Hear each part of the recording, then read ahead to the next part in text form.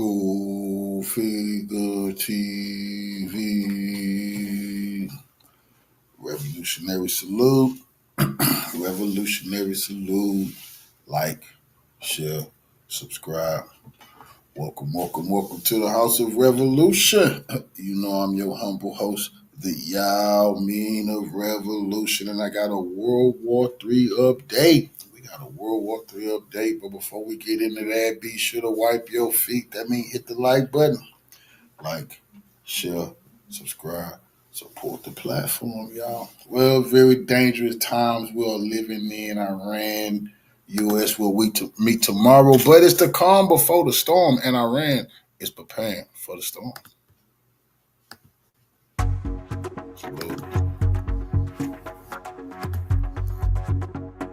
Iran has deployed a sophisticated electronic warfare system across the Strait of Hormuz, targeting military GPS signals and creating significant navigation hazards for U.S. forces operating in the region.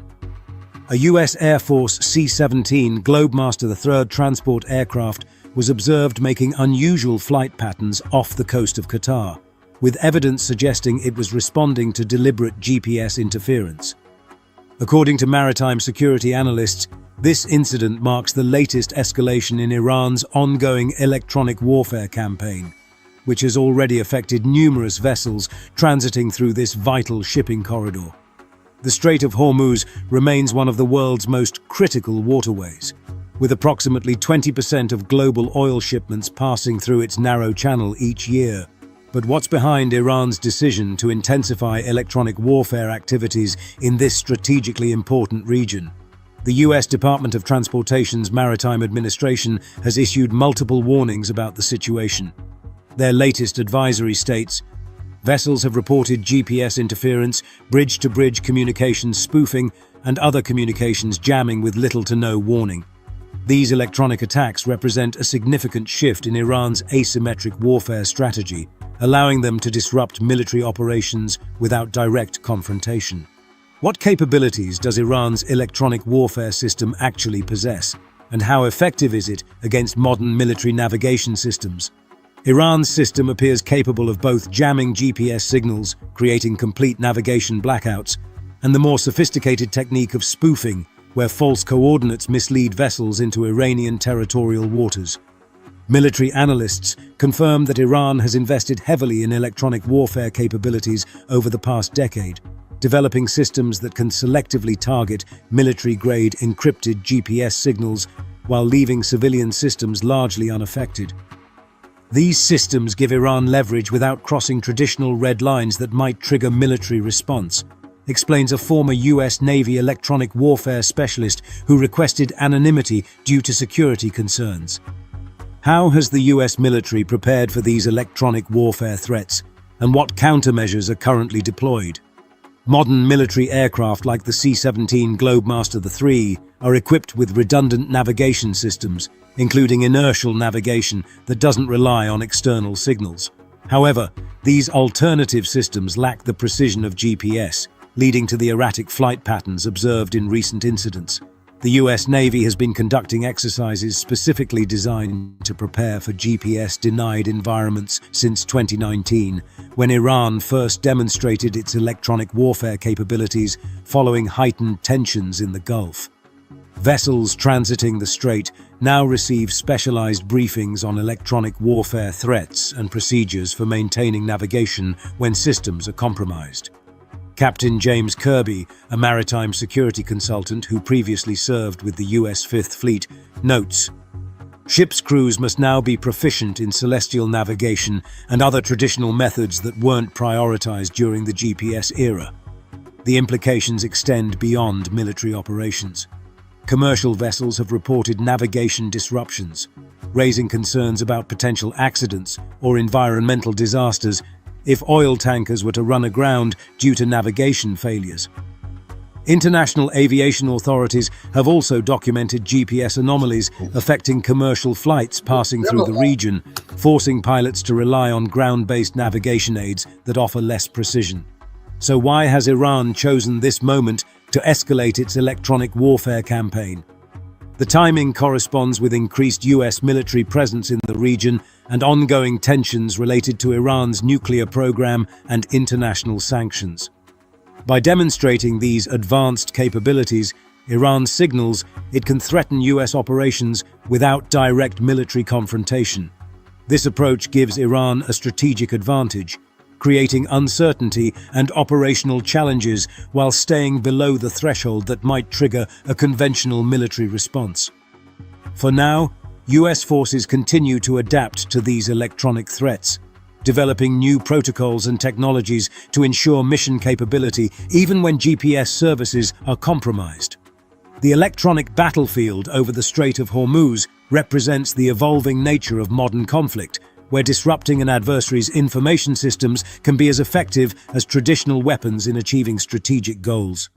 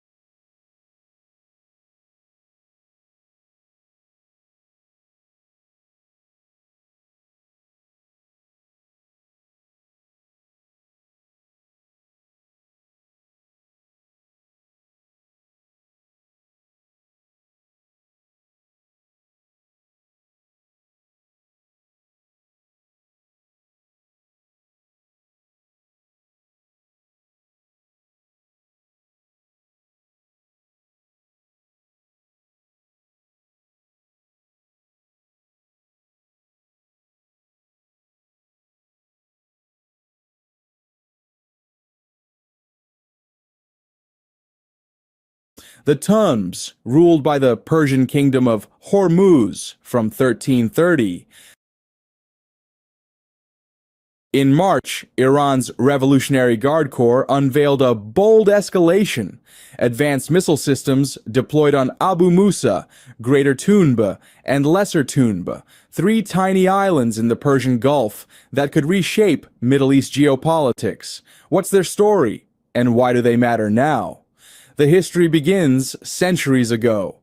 The Tumbs, ruled by the Persian kingdom of Hormuz from 1330, fell to Portugal in 1507, then back to Persia under Shah Abbas in 1622. Abu Musa, a 12.8 square kilometer speck, joined this orbit.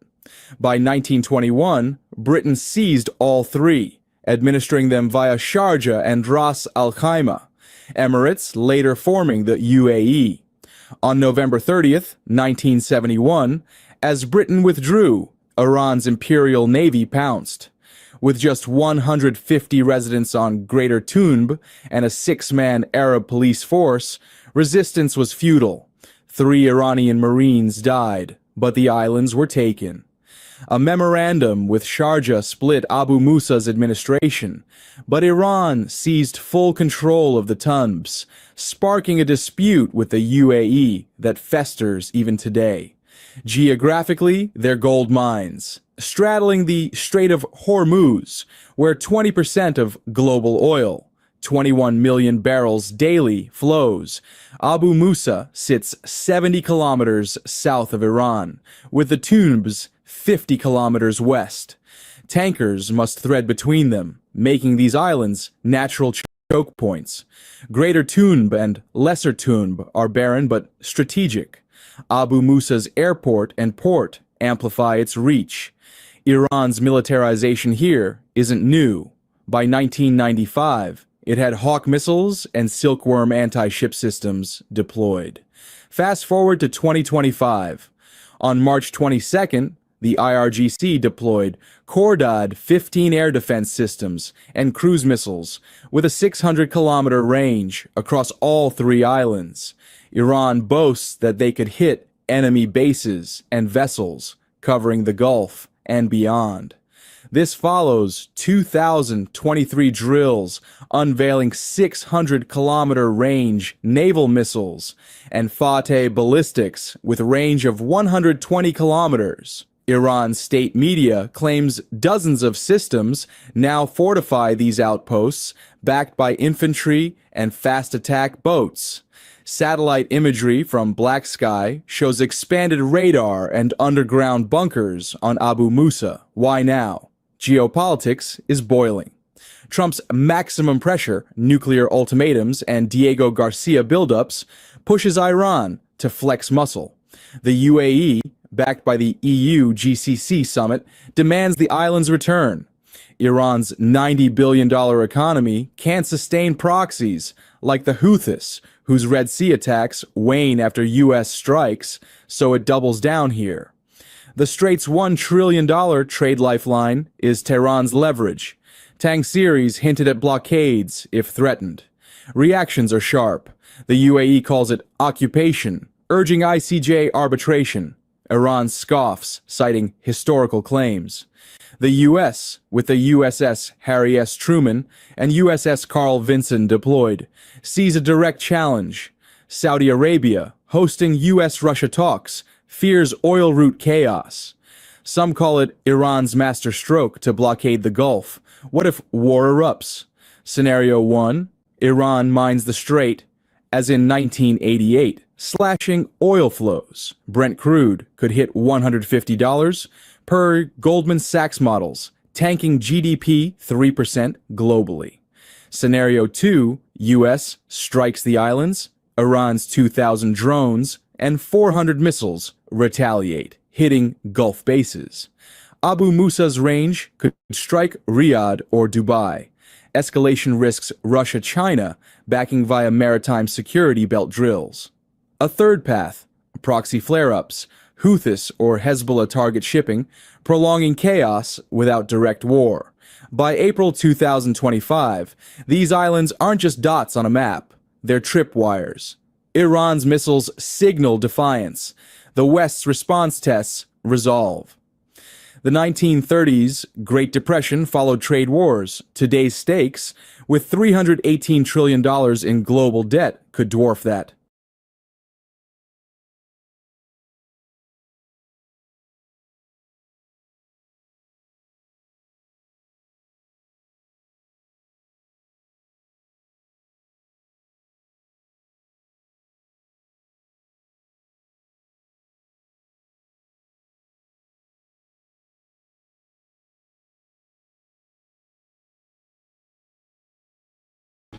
Where the hard rock overburden is thinner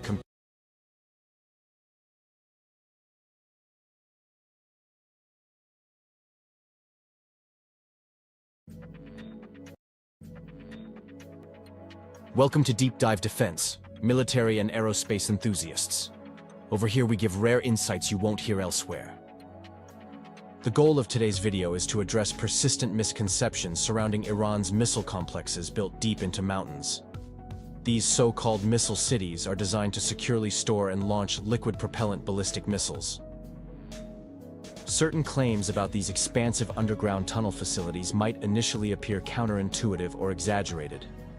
In particular, their ability to withstand preemptive nuclear counterforce strikes and still maintain operational readiness to enable a conventional or nuclear second strike.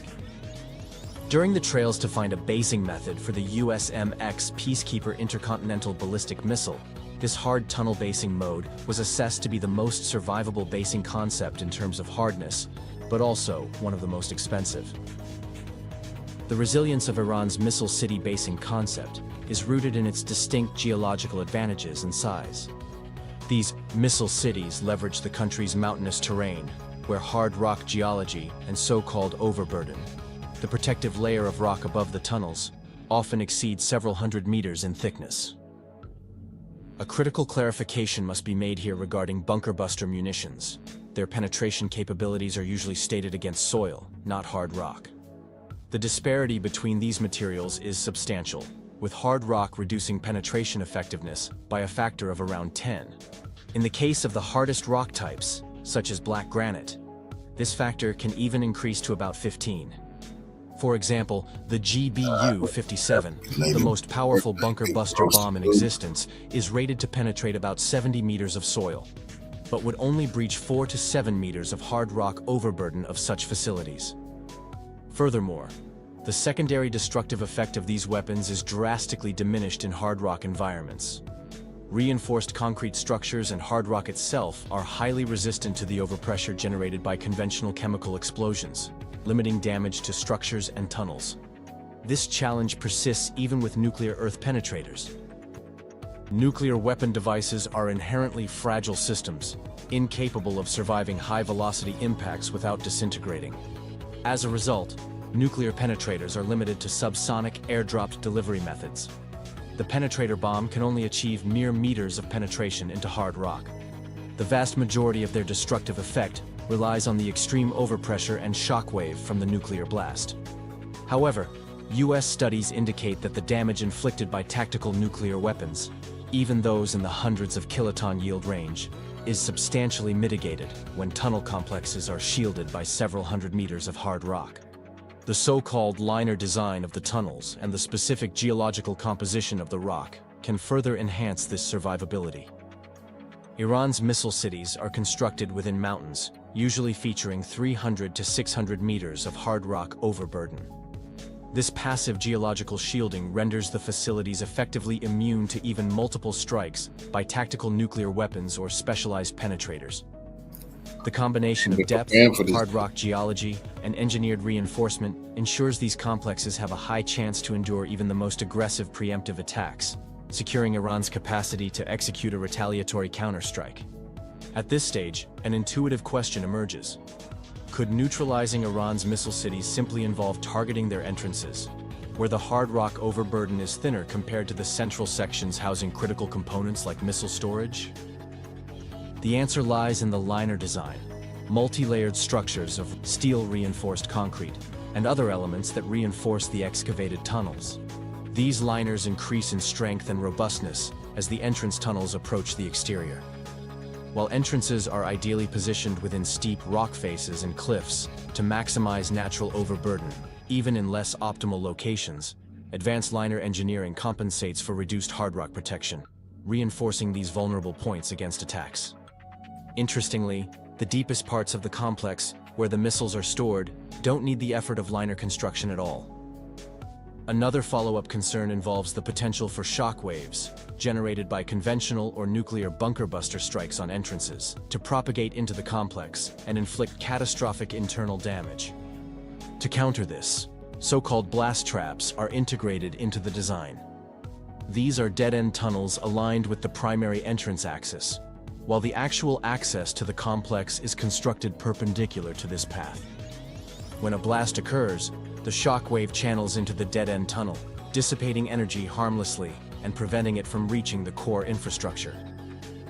Even if shockwaves bypass these measures, the complexes employ massive blast-proof doors engineered to withstand extreme overpressure. This resilience is further enhanced by Iran's reliance on liquid propellant ballistic missiles, which can be inherently safer due to compartmentalization. Iran's solid propellant ballistic missiles, on the other hand, use different tunnel complexes and only for long-term storage instead of active missile launch operations. Warheads are stored in isolated sections, while fuel and oxidizer, non-explosive when separated, are housed in other distinct, secure areas. The really high-value missile components, such as guidance systems and empty booster stages, are also segregated from any volatile elements. The low-cost warheads themselves, which contain conventional high explosives, are positioned in remote zones of the complex, greatly minimizing the risk of a cascading detonation. This inherently safe, compartmentalized architecture ensures that even a successful breach would not trigger systemic destruction of the complex. Despite these defenses, the sheer scale of Iran's missile city tunnel networks, often spanning kilometers, makes their construction well visible to US spy satellites, as the excavation generates vast quantities of detectable rubble. However, critical details like the interior tunnel layout remain obscured. Facilities typically feature 2 to 6 highly hardened main entrances, which might seem as key weak point. However, in practice, Iran's missile cities incorporate internal excavation machinery within the complexes themselves. Tunnels not visible from outside, constructed near the mountain's edge, can rapidly generate exit openings for transporter erector launcher (TEL) vehicles to emerge, deploy missiles, and retreat for reloading. A common misconception assumes these TEL travel via external road networks to reach launch positions. In reality, the initial breakout borehole created by the excavators is sufficient for the TEL to emerge directly from the mountain, execute a launch, and withdraw inside within minutes. This rapid cycle, combined with the unpredictable randomized locations of breakout exit openings, renders the missile city's launch capabilities nearly immune to disruption. The reaction timeline required to detect a newly dug breakout exit, identify the emerged TEL, and deploy a weapon system to neutralize it before the missile is launched, a process taking 5 to 15 minutes, depending on the system, is operationally often unfeasible. These missile cities are typically located deep within Iran's secure interior heartland, far from adversaries' immediate reach. For adversary militaries like the US to reach them and degrade their capabilities, a prolonged campaign to establish dominance over the surrounding battle space would be necessary. However, Iran's missile cities are designed for rapid, high-volume launches, enabling them to exhaust their entire arsenal, hundreds to thousands of ballistic missiles, in days or weeks through continuous salvos targeting its adversaries in the whole region. This time span is insufficient for an opponent to secure fire control over facilities situated hundreds of kilometers inside Iranian territory. By the time such control could be asserted, the missile cities would have already completed their mission, deploying their complete arsenal against predetermined targets. In essence, Iran's missile cities are virtually invulnerable to a conventional US military campaign, let alone an Israeli operation, due to their combination of their hardened nature, rapid launch capacity, and strategic depth. These facilities serve two primary objectives: surviving initial conventional or nuclear strikes while retaining operational capability, and launching their entire missile inventory within a compressed timeframe, which disables the adversary's ability to establish persistent fire control over the base. Operating around the clock with dozens of launchers and a vast medium-range ballistic missile arsenal capable of striking targets across the Middle East, the missile cities function as Iran's primary deterrent asset. Their effectiveness is underscored by the reluctance of Iran's nuclear-armed adversaries to initiate hostilities, signaling that these complexes provide a deterrent level comparable to nuclear weapons themselves. Would it not have been for the high costs, it would have been the preferred basing method for US land-based ICBMs. So that's all for today. If you liked it, give a thumbs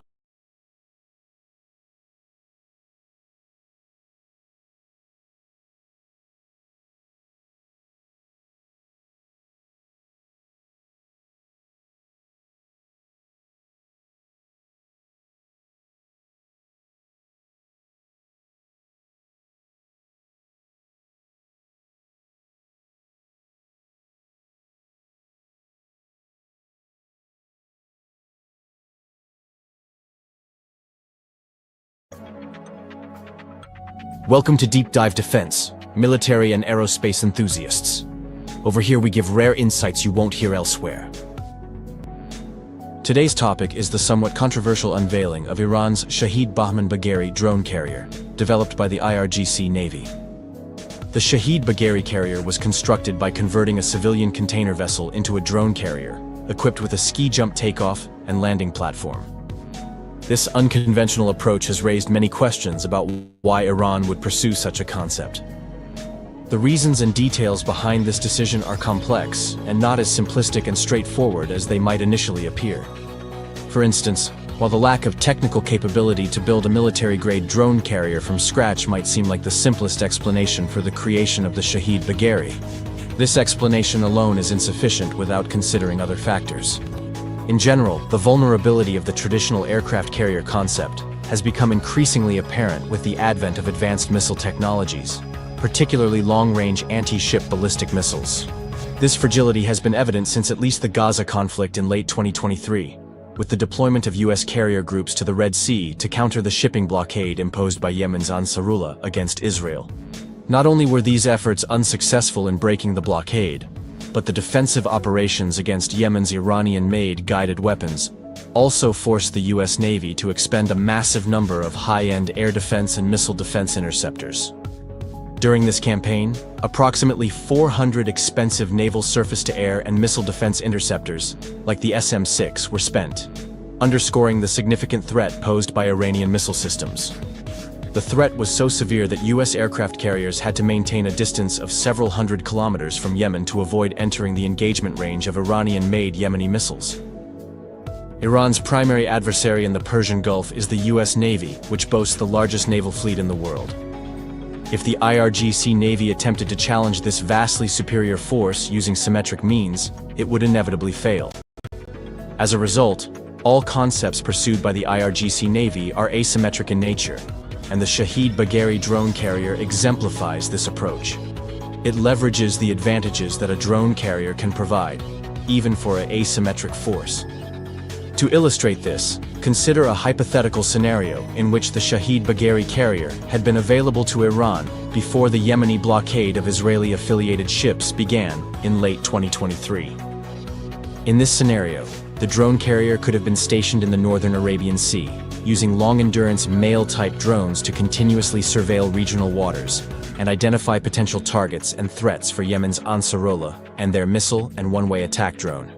While this would be a peacetime mission, the drone carrier would be supported by the IRGC's Aerospace Force long-range anti-ship ballistic missiles, ensuring its safety.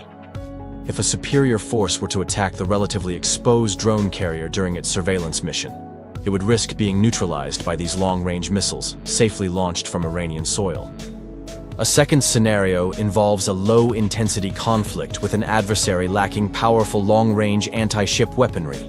In this case, the Shahed Bagheri carrier would maintain a significant distance from the opponent's shores, say 200 to 300 kilometers, and deploy its MALE-type combat drones, such as the Mojahir 6, to strike targets using miniature guided bombs or multi-purpose guided missiles, like the Almas, for cases where standoff distance is required. This concept enables low-cost, long-range operations with precision-guided weapons and real-time targeting, a valuable capability for a naval force aiming to project power over hundreds or even thousands of kilometers. The Shahed Bagheri carrier would operate alongside a small escort of 2 or more Shahed Soleimani-class air defense catamarans to provide protection against the adversary's air power.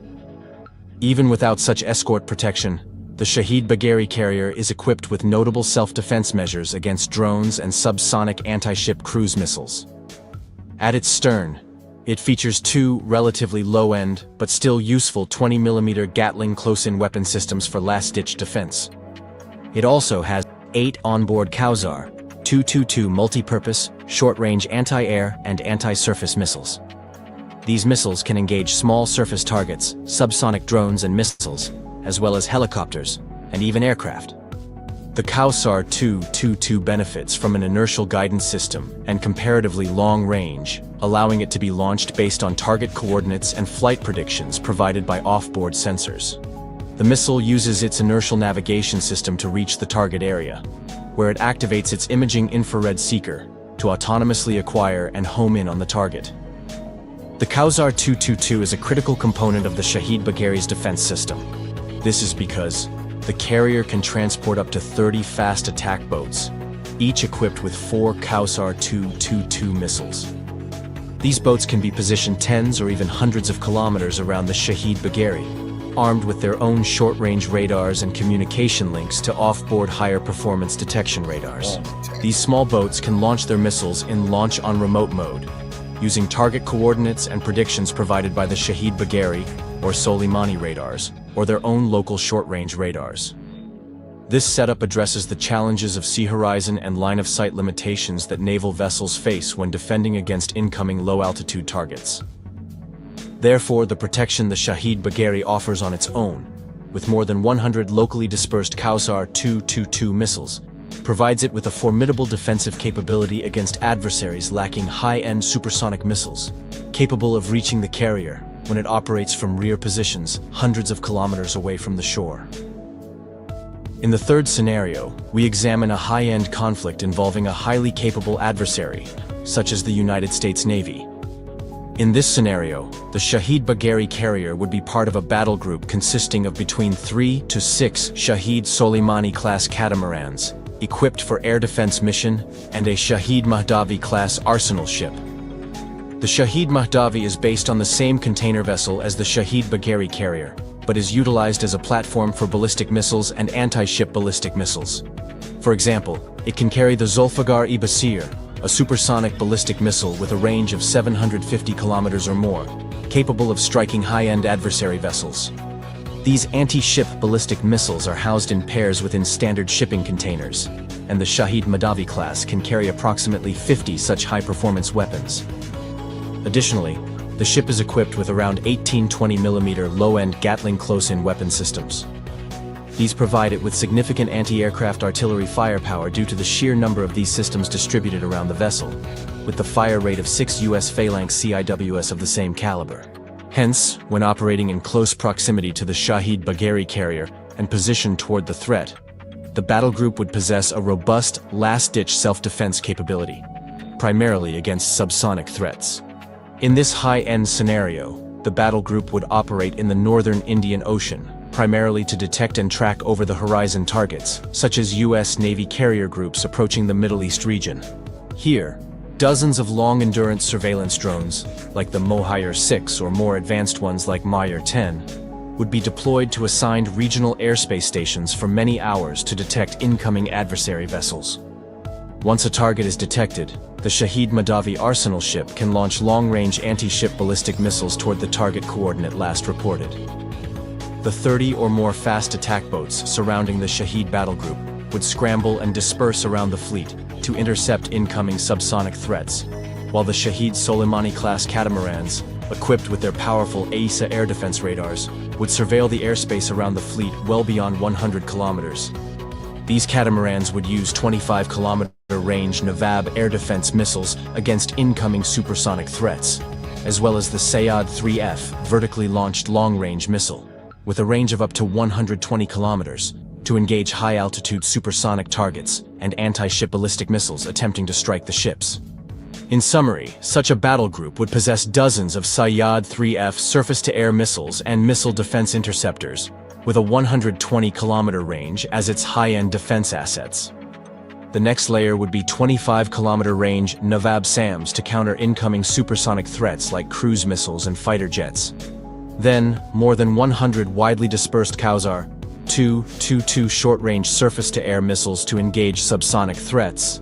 And finally, over 2 dozen 20mm Gatling close-in weapon systems, serving as the final layer of defense, which also protect the fleet against unmanned surface drones and boats. By all measures, this capability is formidable, even on a global scale, and serves as an excellent example of how asymmetric approaches can yield high-capability outcomes. Additionally, the fleet can be equipped with unmanned subsurface drones to provide defense against subsurface targets and even torpedoes, further enhancing the fleet's survivability. Only within this broader context does the usefulness of the Shahed Bagheri carrier become fully apparent. The low-cost design of the ship allows the IRGC Navy to build a considerable fleet of these vessels and combine them with the Shahed Mahdavi arsenal ship. A relatively large quantity of such assets is necessary to make a significant impact in a complex conflict scenario. Any capability significantly beyond this would strain the resources of a comparatively small force like the IRGC Navy, or result in insignificant available numbers. This unusual approach also represents a low-risk method for developing Iran's carrier capabilities, providing valuable lessons learned and best practices for future designs and advancements in this field. The concept has vast growth potential, as evidenced by developments like the even more controversial Qaher 313 combat drone, a jet-powered unmanned aircraft, which will be the topic of a separate discussion. Therefore, the Shahed Bagheri is far from a mere propaganda stunt. It is not only significantly increasing the IRGC Navy's capabilities, but also serves as a stepping stone for its future asymmetric developments.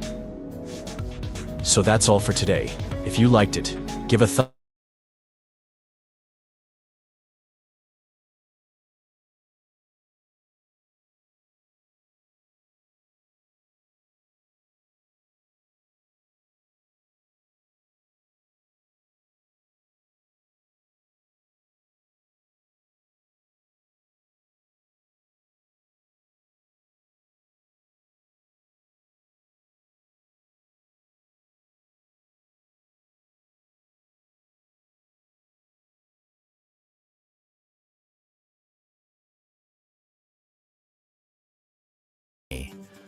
While the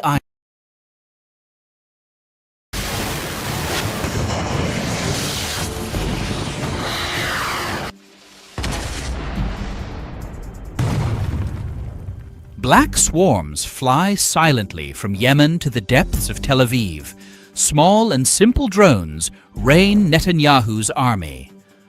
While the Iron Dome and David's Sling are helpless in the face of their attacks. It flew over the American defenses in Bab al-Mandab and turned the sophisticated aircraft carrier Harry Truman into a huge, slow, and easy-to-hit target. What is the story of these drones that reopened Israeli shelters and brought Netanyahu and his war council underground? Many secrets and details we will reveal to you, dear viewer, in this video. Stay tuned. Yemen Death Squadrons. Yemen has a large number of Iranian drones that it used in the attack on the USS Harry Truman, which the Houthi movement claims to be locally manufactured. These drones start with the Qasef-1, with a length of 250 centimeters and a wingspan of 300 centimeters. It is capable of flying for 120 minutes, with a range not exceeding 150 kilometers. According to the Houthi militia, the aircraft is equipped with a target detection system and can carry a warhead weighing up to 30 kilograms.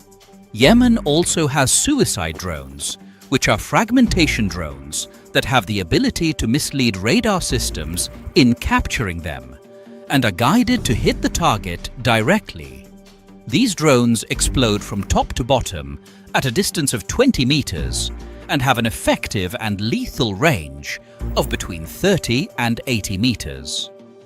The most dangerous of Yemen drones is the Samad II, which has a range of about 1,000 kilometers, and the Saudi-UAE coalition announced that a number of them were shot down while trying to target sites in Saudi Arabia. And it is believed to be the drone that was used in targeting Aramco's facilities more than once. Yemen also has a drone called Samad III, which is a type of suicide attack aircraft with a range between 1,500 and 1,700 kilometers, and the Houthis announced its use for the first time in an attempt to target Abu Dhabi Airport on May 2018, which the UAE government denied at the time. At the top of the list of Yemeni drones is the Qasef-1, which is very similar to the Iranian Ababil suicide drones. The UAE was able to shoot it down in Yemen and confirm the striking similarity between the Yemeni group's aircraft and an Iranian Ababil aircraft found in the equipment of a pro-Iranian Iraqi militia. The range of these drones was limited to 150 kilometers, with imprecise targeting capabilities, which explains why there were no serious human or material casualties in the early Houthi attacks on the Saudi border. The Qasef K2 is among Yemen's most dangerous drones. It is capable of flying for 230 minutes, with a flight range of more than 150 kilometers, while carrying a warhead weighing up to 30 kilograms. And it was revealed for the first time in 2019 by targeting prominent leaders during a military ceremony at the Al Anad base in the large governorate of Yemen on January 2019. Yemen's fleet of drones includes the Ababil III, which means swallow in Persian, an Iranian-made combat drone. It is equipped with guided smart bombs and can fly 250 kilometers at an altitude of up to 15,000 feet. It can fly at speeds of up to 200 kilometers per hour and up to 100 kilometers with a maximum operational altitude of 5,000 meters. The Ababil III can fly for about 4 hours and is propelled by a gasoline-powered engine capable of operating for 8 hours continuously. These drones are characterized by their ability to carry appropriate amounts of explosives to double their destructive power, and the Yemeni Houthi confirms that it has a large stockpile of them. failure of US defense systems to intercept Yemeni drones.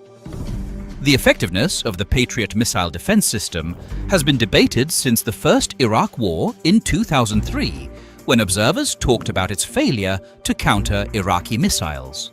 The Patriot's performance record during the war revealed shortcomings, including tragic friendly fire incidents. Its performance came under scrutiny, given that more than $3 billion had been spent on its development since the Second Gulf War in 1991, when the Patriot system was said to be only 40% effective against Iraqi Scud missiles.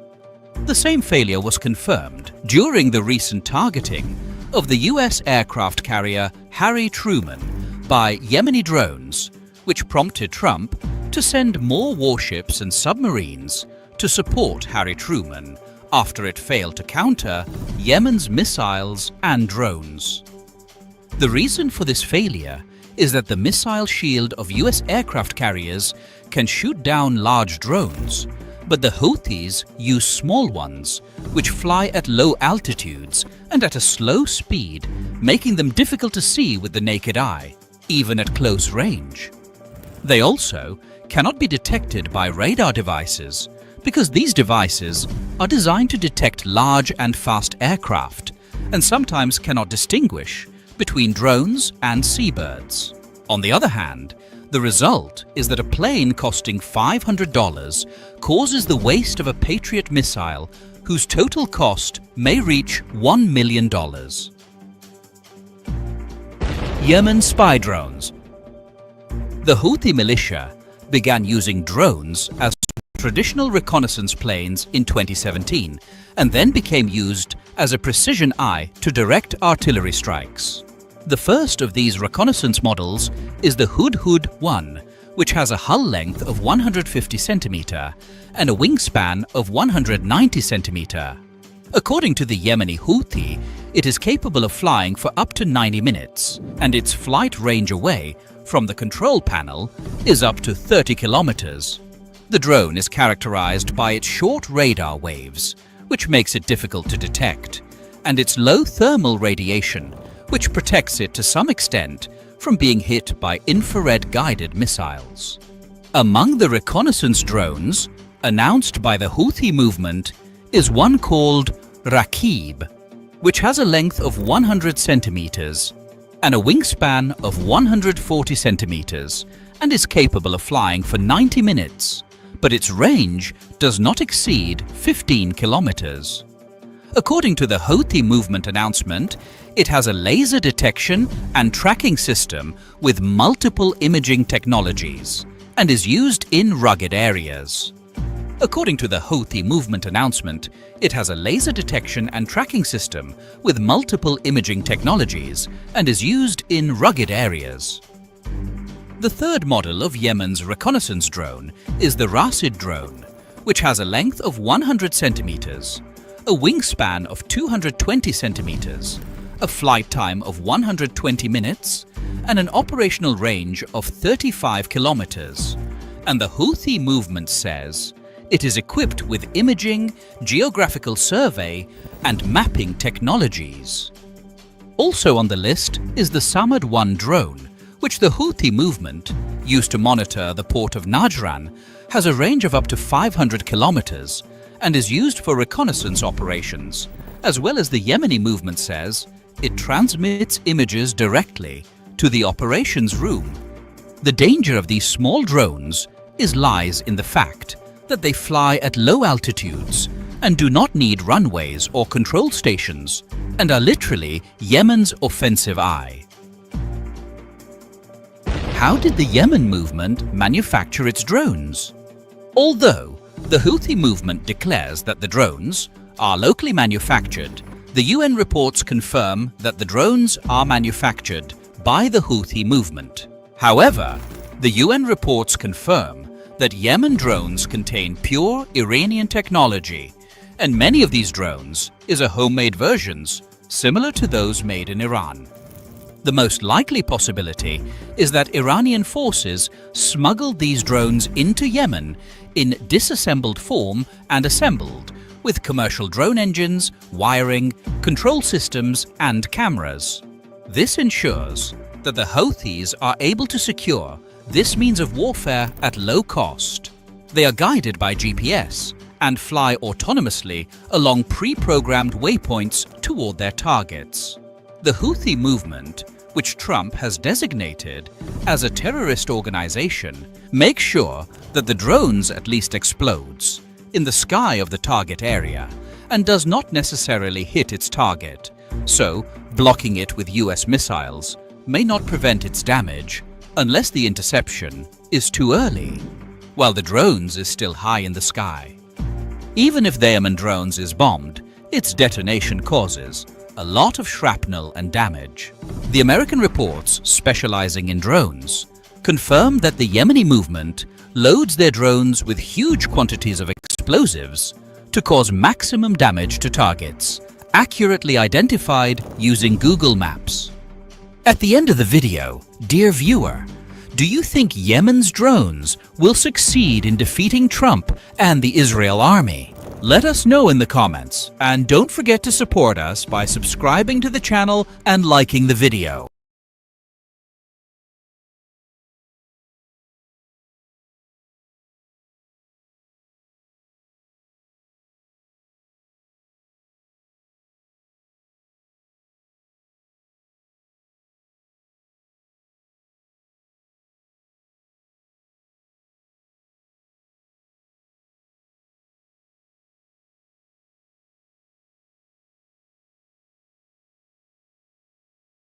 Eurasia.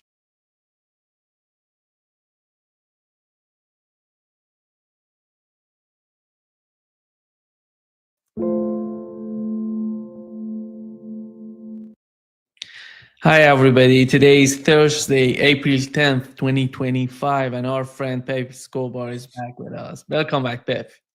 Jesus, I don't even know where I am. Okay. So, Yemen, as always, salutes you, Nima, and our audience. I'm carrying Yemen with me everywhere. Gosh, I'm going to China, so I am in. This is my last day, and there's a lot of stuff to do before I go. So, right, Pepe, we know that the United States and Iran are trying to. They're going to talk to negotiate, and before. Yeah, I wonder. I don't think this thing in Oman is going to work. But anyway, how did you find we know that Iran, Russia, and China had a meeting in Moscow on April 8th, 2 days ago.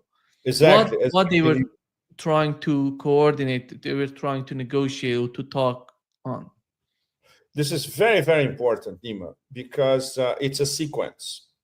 It started, I would say, almost 2 weeks ago with a meeting in Beijing that was practically secret. It was very discreet. It was not publicized at all. There were no leaks. And I managed to get some information via diplomatic sources. This is when the trio, Russia, China, and Iran, and that's very important. I call them the new Primakov triangle. And we have to backtrack a little bit. The original Primakov triangle was Russia, India, and China in the late 90s. And this was coined by the late, great Yevgeny Primakov, foreign ministry of Russia in the late 90s. Primakov was brilliant in terms of diplomat, international relations expert, and then foreign minister. He started as a journalist, by the way. He was a TASS correspondent in the Middle East. That's when he started. He was an absolutely outstanding politician, diplomat, and thinker. And this was the embryo of BRICS. The RIC, the original Primakov triangle, as Primakov conceptualized it, would be, let's say, the foundation for what would later would become the process of Eurasia integration. So we can say that to a certain extent, the conceptualizer of Eurasia integration already in the late 90s, when the Chinese were not thinking about it, much less the Indians, was Yevgeny Primakov. Now we have a completely different situation over a quarter of a century later. India is more or less, I would say, out of the picture in terms of a deciding power. Maybe they still remain, maybe no, they do remain a regional power in South Asia, but they are not a major pan-Eurasian power, not at all. Iran, on the other hand, now that Iran is a full BRICS member, and Iran deeply coordinates and connects with both Russia and China, they have strategic partnerships with both. And as you know very well, they signed a treaty late January in Moscow, signed by Presidents Putin and Pezeshkian, which is not a military alliance, but is a very important comprehensive partnership with the treaty. And in my latest column, published earlier this week in the Cradle in Beirut, I draw the distinctions between these different strategic partnerships involving Russia, Iran, and China. The Chinese, a very Chinese way of thinking, they say that the relations with Russia nowadays, they are so extraordinary, so close, they don't even need a treaty. These are the words of Wang Yi himself, foreign minister. With Iran, it's more complicated because there was a trajectory of sometimes antagonism between Tehran and Moscow. And now, in this postmodern era, we can say that probably for the first time in the past decades, the convergence is practically 100% between Tehran and Moscow. And this is reflected by their official policies in terms of interacting with the rest of Asia. The official Iranian policy is called Look East. And the official Russian policy, not qualified like that, but boils down to pivoting to the East. So they're both looking East, but in terms of East, the enormous Eurasia East, right? And also includes a little bit of the West, because they are looking towards West Asia as well. They want to have good relations with very volatile neo-Ottoman Turkey under Erdogan. But basically, they look at Eurasia as a whole, like the Chinese. So the Greater Eurasia Partnership, which is the official geoeconomic, geopolitical Russian term for the integration, mirrors the Belt and Road Initiative, which is the overarching foreign policy framework for China in terms of Eurasian integration, geoeconomic and geopolitical. And this overlaps with the role of BRICS and with the role of the Shanghai Cooperation Organization. So any way you want to look at it, the three major actors of this matrix of official policies and multilateral organizations are Russia, China, and Iran. Obviously, Nima and all of you, our audience, this is virtually ignored in Washington. And when I mean Washington, I mean the whole Beltway, Virginia, Maryland, Washington, the absolute majority of the industrial, military, think tank, academia, media complex, and New York, and the connection New York, Atlanticist New York with Europe, and most people in the international financial system. So when you have these three actors and focusing on technical matters and at very expert level, directly related to the Iran nuclear deal, when they meet first in Beijing, these, let's say 2 weeks ago, and this past Tuesday, they meet again in Moscow. And this, 4 days before And the announcement came when they were meeting in Moscow, in fact. If I'm not mistaken, the announcement came on Tuesday itself that Witkoff, representing the US, and Abbas Araghchi, foreign minister of Iran, would meet in Oman indirectly on Saturday.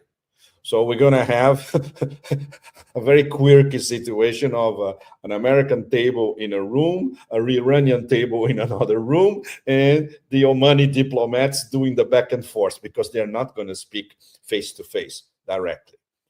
So this points to you and to our audience how important it is. Practically 2 meetings in a row of the new Primakov triangle, the RIC, Russia, Iran, and China, major protagonists of Eurasia integration and of BRICS as well. And they have a concerted approach to solve a problem that in itself it's not a problem. Don't forget that everything around the Iranian nuclear deal was, let's say, more or less solved by the 2015 deal that they struck in Vienna and later ratified by the UN Security Council. This is a very serious business. And all of you know who broke that deal: the current president of the United States. And now he wants to have his JCPOA 2.0, the Trump JCPOA, which is not a deal. Because according to everything that leaked so far, and we managed to confirm around Washington, is there are 3 imperatives that Trump passed directly to Witkoff. Witkoff is important because he has Trump's ear, and Trump passes ultra high class in terms of classified presidential information directly to Witkoff. He is his top envoy from the proxy war in Ukraine to the whole drama in West Asia. What Trump wants is essentially what the Zionist axis want and Netanyahu want. And obviously this did not leak Monday when they met in Washington, Trump and Bibi. But this is what Bibi and Trump agree on, because Trump is following basically Bibi's line on that. And Bibi later said, Bibi, after their meeting in Washington, he said that they, the Israelis, want a Libyan scenario for Iran. And we know exactly what a Libyan scenario is. And we know exactly what happened after the Libyan scenario. Libya was destroyed, right? So there are 3 parts of, I would say, the top 3 are absolutely absurd impositions that the Trump administration and Trump himself, what he wants to impose on Tehran. Number 1, you have to destroy your civilian nuclear program. It doesn't get more absurd than that, right? Number 2, you have to demilitarize. You have to destroy your very advanced missile program. And number 3, you have to stop supporting the axis of resistance. Everybody, from Hezbollah to Ansar Allah in Yemen and the Hashd al-Shabi in Iraq. We all know the Iranian response to that, right, Nima? So that's why, I told you a few minutes ago that I don't place a lot of hope on what will transpire from these indirect negotiations in Oman, And Witkoff, don't forget, Witkoff is not a diplomat. Witkoff is not a Metternich or a Bismarck. Like he's a bloody real estate developer, come on. This guy doesn't know the nuances of diplomacy, and much less discussing a dossier so complex at that with professional diplomats, and especially Iranians, which are extremely competent diplomatically. So this is where we stand, Nima. It's extremely touchy. Maybe there will be a glimmer of hope. Maybe, who knows, maybe Witkoff will actually listen to Araghchi. And maybe Araghchi will be persuasive enough to explain the facts around the JCPOA, to explain the difference between JCPOA and Iranian national security, to explain that the United States has absolutely no business in interfering what Iran is doing, apart from specifically what was contained in the original JCPOA. And all of us who followed that at the time, 10 years ago, in Vienna especially. And I always repeat that when I was in Vienna following the last stretch of JCPOA, we're being briefed by the Iranians every day. And we even had a very long conversation with Zarif, over 2 hours, when he explained all the details of the negotiation to us. We were a small group of independents at the time. And at the time, he was already saying, look, it's in no, the Americans want to include our missile program in the negotiations. And I told them, okay, if you want to do that, I'm leaving. Iran is leaving. We're not going to negotiate with you anymore. So the next day, Kerry was like, wow, because for Kerry, this would be a personal defeat. And at least the relationship between Kerry and Zarif at the time, there was mutual respect, at least. This is something that we could see by themselves. And it was confirmed by the Russians. Even Lavrov mentioned that at the time. Lavrov was there as well in the last minute negotiations. So now it's different. Now we start at the level of a real estate developer from New York. I wonder if you will understand how complex this dossier is and how absolutely unrealistic and out of touch are these impositions by President Trump. So that's where we are at the moment, Nima. You mentioned JCPOA. When you compare those days and today, how do you find the Iranian position? Well, Iran has been saying over and over again, we are not against negotiations. We are against impositions, and we are against harassment, geopolitical harassment. But that's the Trump tactic. That's Trump as the circus ringmaster, and everybody that knows how Trump operates. It's always like this. It's bombastic. It is a series of unilateral impositions, and maybe depending on his whims, and in fact that can change from one New York minute to another. Literally, there are some sort of concessions. For instance, it's the same pattern all the time. The pattern of threatening and harassing Iran is the same pattern of threatening and harassing China with a tariff. It's exactly the same thing. Russia is different because Trump, at least he seems to understand that he cannot mess with a nuclear and hypersonic superpower. It's a completely different story. And personally, he actually respects Putin because Putin is very competent and very tough and a top-of-the-line negotiator. Trump cannot over-negotiate Vladimir Putin, but he thinks he can do that with everybody else, including Xi Jinping, and not to mention the Iranian leadership. But Ayatollah Khamenei is a very tough negotiator, and Ayatollah Khamenei is a man of principle. He never self-destroys in terms of burying his beliefs, his principles. And we are coming to I would say, a crucial juncture, coming back to what Ali Larijani said a few days ago, Nima. We talked about that already, no?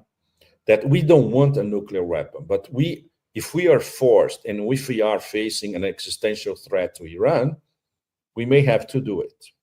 And obviously for that, the first fatwa from Ayatollah Khomeini and the second fatwa by Khamenei, which, if I'm not mistaken, I think it's from the early 2000s, 2002, 2003, if I remember, Khamenei will have to revoke it.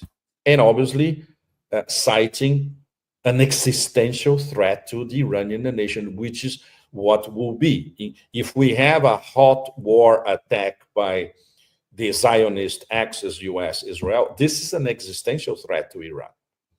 And even our friend Mearsheimer, this past week, I've been talking to John about an invitation to Iran, exactly. And John said in these past 24 hours that the only way to solve this problem is if Iran goes nuclear. And as you know, John Mearsheimer is a realist, right? So that's why the whole thing is so immensely complex. And what we all fear is that Witkoff will not be up to the task. And obviously, there's an element of wishful thinking among all of us. Okay, maybe he'll start to understand the real facts of life, depending on how Arakshi explains them to Witkoff. So that's it. It's a very thin line, Nima, between total irrationality and a glimmer of rationality, which will have to be provided by Iran Saturday in Oman with the backing of Russia and China. And this is something that, for instance, Russian diplomatic channels, now that they are being reconstituted with the US, they can pass this to Trump or President Putin himself in the next phone call, which could last over 2 hours, like the last, over 3 hours, whatever, like the last one, explain personally to Putin, look, are you willing to commit suicide for you, for your presidency, and for the United States? Keep going with the Zionist war. The problem is that the people who are around Donald Trump they don't seem to be that much diplomatic, that much deep into the case of Ukraine or even with Iran.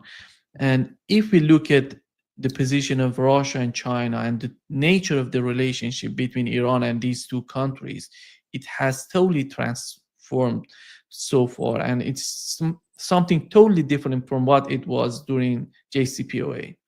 Exactly. On the other hand, with the interactions, direct interactions between Iran and Israel, and Iran has shown how they can hit any target in Israel. They don't need nuclear weapons necessarily to confront Israel. As you mentioned, nuclear weapons comes to the mind of Iranians when it comes to the United States, and if the United States is going to attack them. These are, on the part of Iranians, they're thinking of all of this, as you've mentioned with the case of John Mearsheimer. But yes, how the United States is going to perceive all of that? Do you see that sort of expertise in the Trump's team? Witkoff, it seems that he has someone to talk in Ukraine, to talk with Iran. I don't know what's going on in his mind.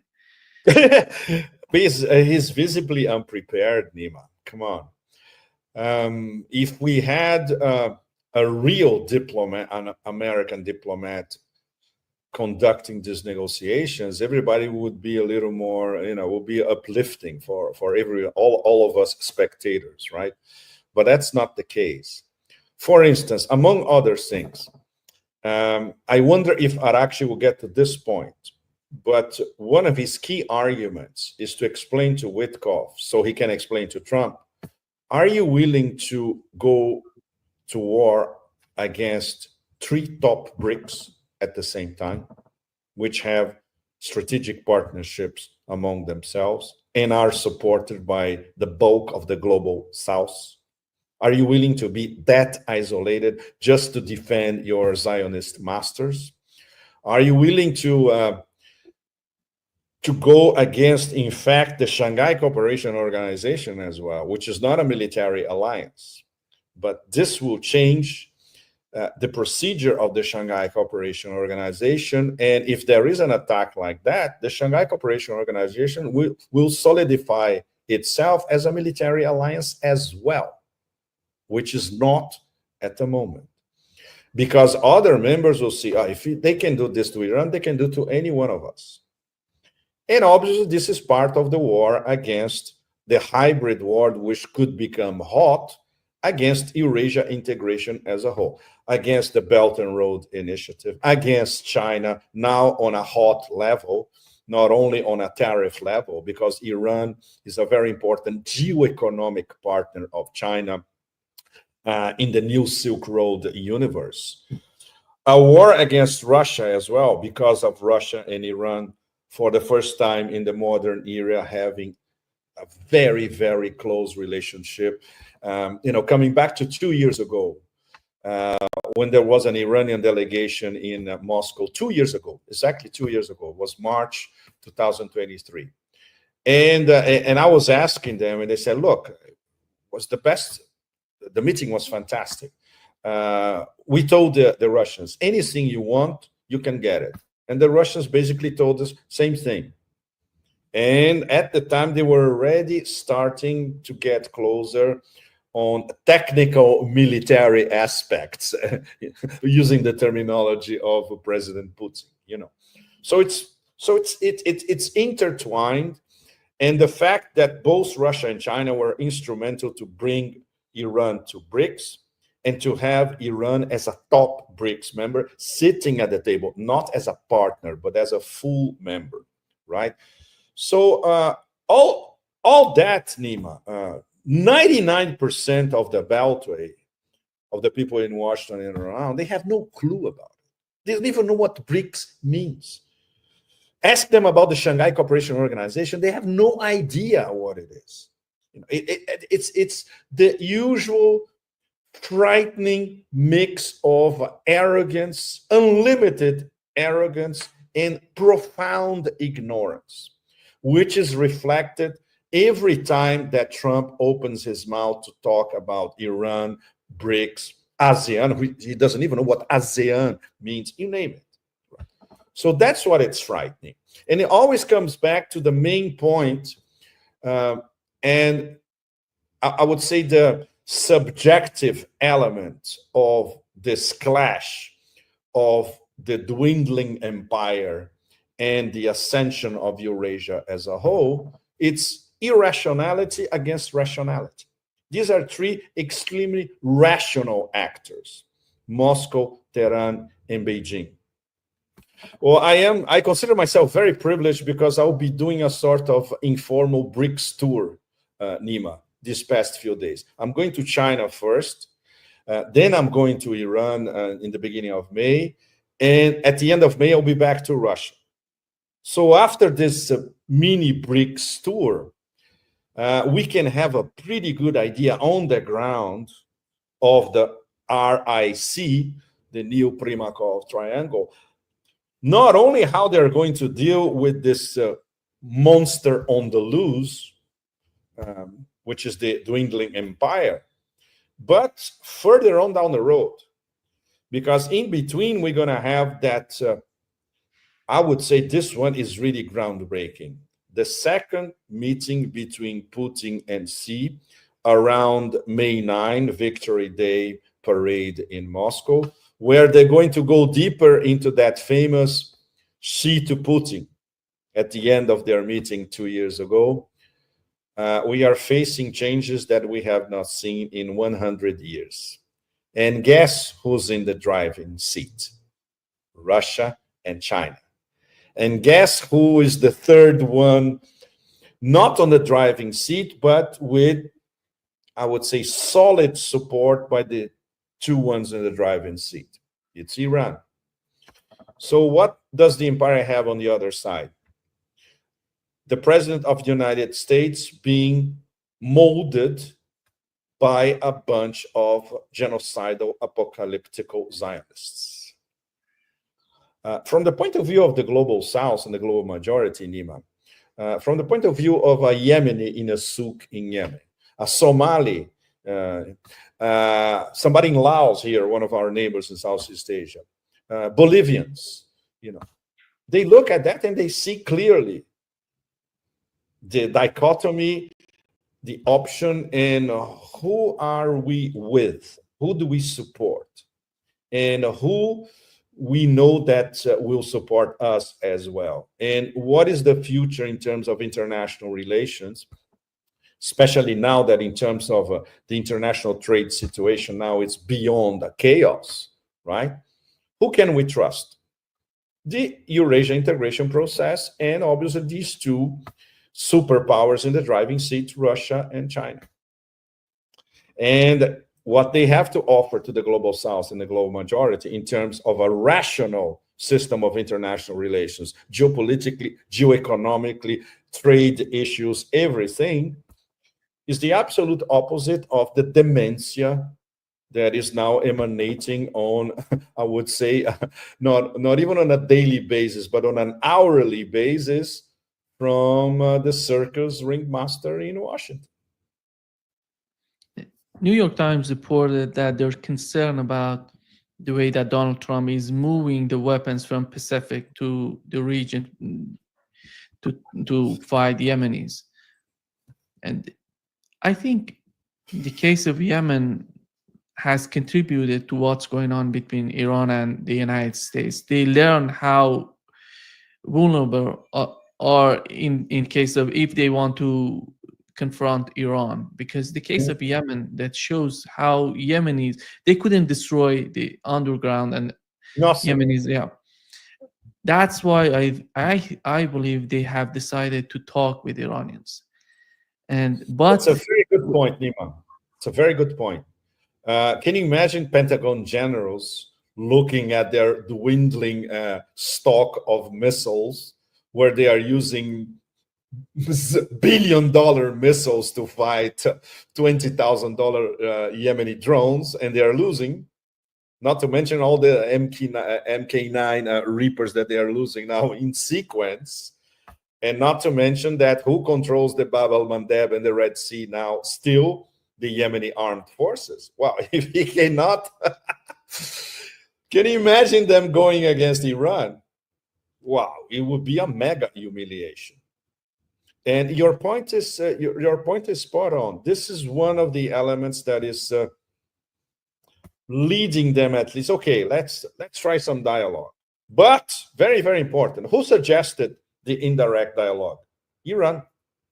This is not an American idea, right? Iran said, okay, we are open to negotiations, but they have to be indirect. And the Americans jumped at the opportunity because maybe they're saying, okay, this could be maybe a way out. But the problem is who controls the narrative and who controls the ultimate dementia act, which is a war against Iran, because Netanyahu and the people around him, they see it as their ticket out of all the troubles they are in, and in their fantasy, of course, solidify Israel as the top power in West Asia, assuming that they can eliminate or neutralize Iran, which is the natural top power in West Asia. That's the problem. And Trump is caught in the middle of this dimension, right? Perhaps we don't know, because as we all know, Nima, he's not a thinker, he's not a strategist. His knowledge of the world at large is minimal. He doesn't know. He knows practically nothing of history and geography, not to mention how the system of international relations work. That's very, very dangerous. You know, we have a gigantic clown with an arsenal of nuclear bombs that he can access anytime he wants. That's extremely, extremely dangerous. It's as dangerous as the previous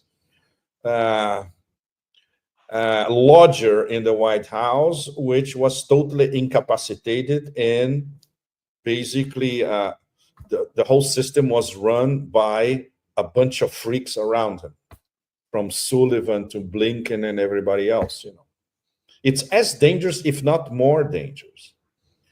And well, for all of us we were under the impression, at least 3 months ago, 4 months ago, that okay, maybe we're going to have a little bit of rationality in the White House. Finally, maybe we won't have forever, or at least a declining preference for forever wars, and it's getting worse, and it's getting worse all the time. He already started a war against Yemen, and he's considering a war against Iran, and he's talking about bombing Iran like somebody who goes to the grocery shop. That's extremely frightening, extremely frightening. And there's nobody among Trump 2.0, nobody in the team, which are basically, sycophants, to, have a 5-10 minute conversation about reality or explain facts to him. First of all, because his attention span, Nima, as you know, in our audience, is a matter of seconds. If you cannot capture him with a catchy concept or sound bite in a matter of seconds, he's already on something else. All that is very, very dangerous. So we rely on the power of persuasion of the rational actors, starting Friday with these negotiations in Oman. Yeah, it seems Saturday, if I'm not mistaken. It's Saturday, yeah. Saturday. Yes, yeah. We don't Fabio, know if it's going to be the whole day, if it's going to go, we still don't know. The only thing we know is that they'll be talking on Saturday. This could last 10 minutes, or it could last the whole day, or even go towards Sunday. Hopefully, because then that's an indication that we'll be actually talking. what was so positive about Witkoff in his interview with Tucker Carlson, that he had some sort of sense, he had some sort of attitude that shows us he wants to solve this problem in Ukraine, or even in the case of Iran. But the problem, there is no foundation to build on. This is the problem. And do you, with what has happened so far with the case of Ukraine, do you think they're going to be able, as long as they're negotiating with the Iranians, which we know they're masters of this sort of negotiation. These people were part of the first team, the Zarif team in JCPOA. They know what they're talking about. But on the part of Donald Trump, it's so much important that the two parties understand each other. And I would wonder if the Witkoff and his team are interested in learning more about the deep causes, the deep issues with the case of Iran. And do you see, is there anything positive with the case of Ukraine that would indicate that they're going to be able to communicate with Iran in a proper way? Not really, Nima, because there is no evidence that Witkoff did at least the basic homework to understand the deepest reasons for the SMO, and especially everything that was happening since Maidan, from Maidan to the SMO. If you don't understand this period, you won't understand why there was an SMO. There is an SMO. All the evidence that we have is that Witkoff is absolutely clueless about it, not to mention before. And the whole drama, which is unrelenting NATO expansion, which he doesn't even touch upon in his public, as a public persona. So the precedents are not very helpful, right? These people are not pros, Nima.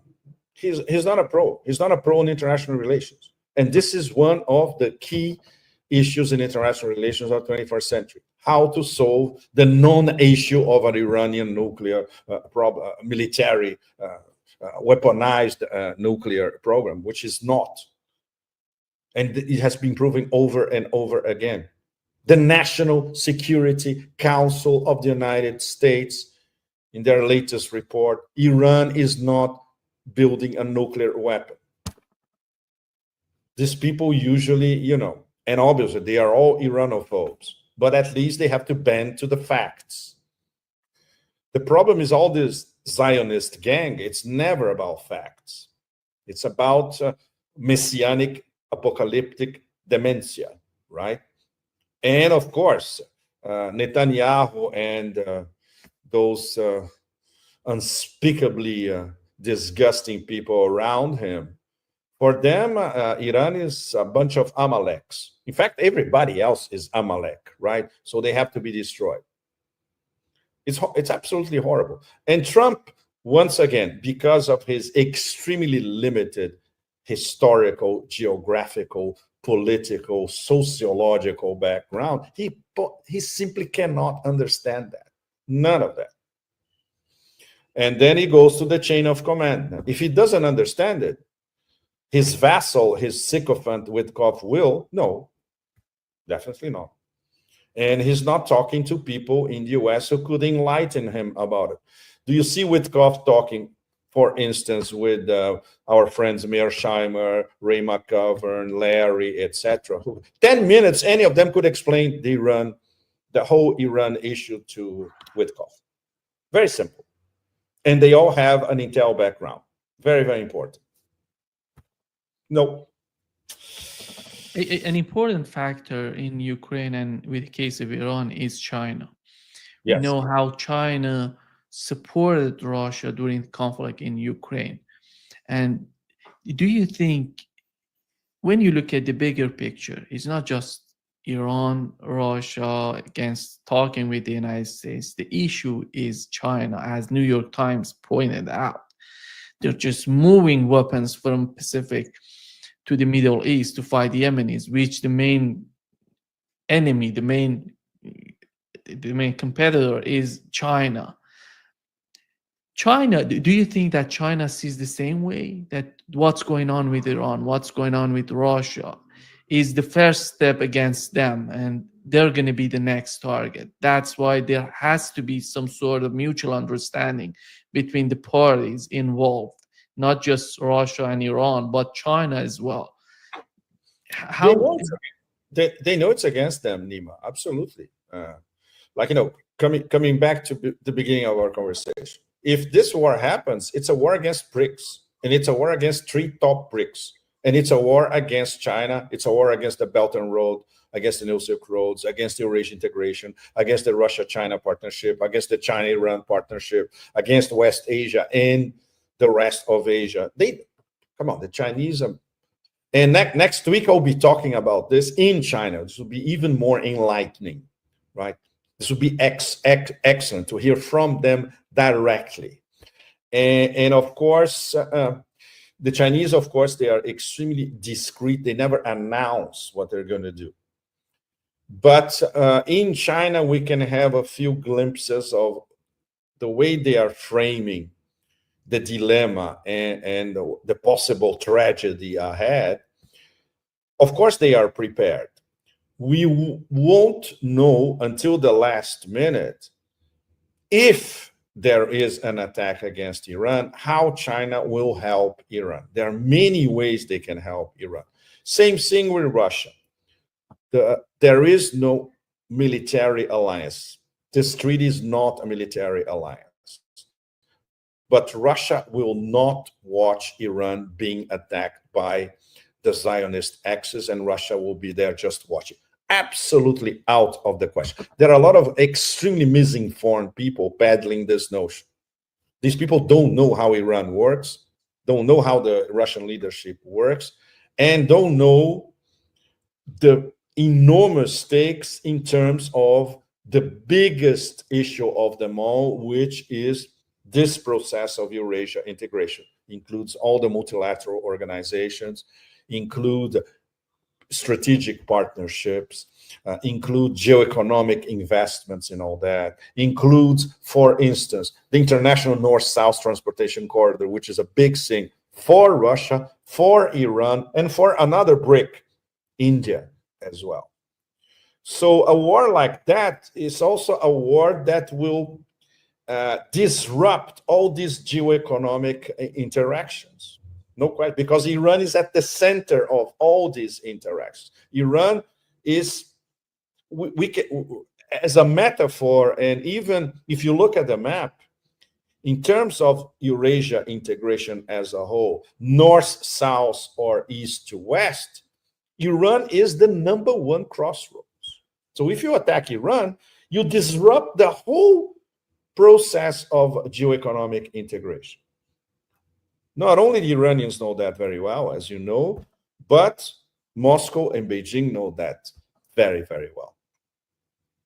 And that once again explains why they had these two meetings focusing on technical aspects, first in Beijing and this week in Moscow, to coordinate their response or their counter moves to the avalanche coming from the other side. China is the last one to join this direct confrontation, which I would say started with the conflict in Ukraine, Russia fighting the United States in Ukraine, Iran fighting the United States in Israel, Mhm.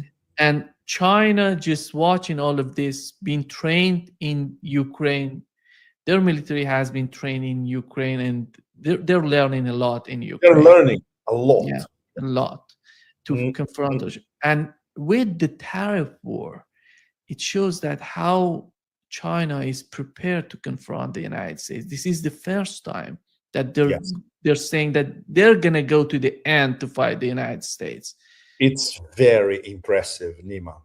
Especially for all of us who have been following Chinese foreign policy. This, let's say, this past 30 years, since the handover in Hong Kong in 1997, when this was the first step, according to Deng Xiaoping himself, return of Hong Kong, and then 2 years later, in 1999, the return of Macau. So their self-confidence was building very fast. They entered the WTO in the beginning of the new millennium. Then they become a trade superpower all over the world. And now they are sufficiently self-confident to say, we're not going to take harassment, intimidation, and threats anymore. And it's something that many of us saw this week, which is fascinating.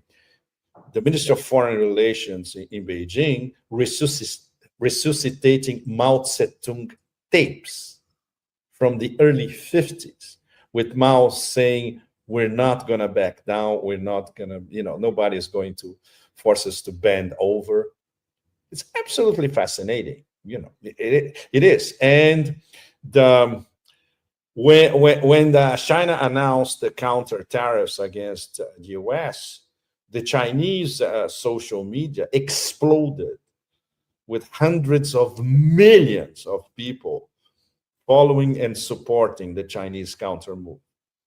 So obviously, people who know nothing about China, like the Trump 2.0 advisors, like that imbecile Peter Navarro, obviously, you don't have any one of them to tell their boss directly, look, this is not a good idea. You cannot antagonize not only the leadership in China, but the whole 1.4 billion Chinese, not to mention the very powerful Chinese diaspora everywhere. This is a really silly move. There's nobody to tell him that, Nima, directly. And this is what he did.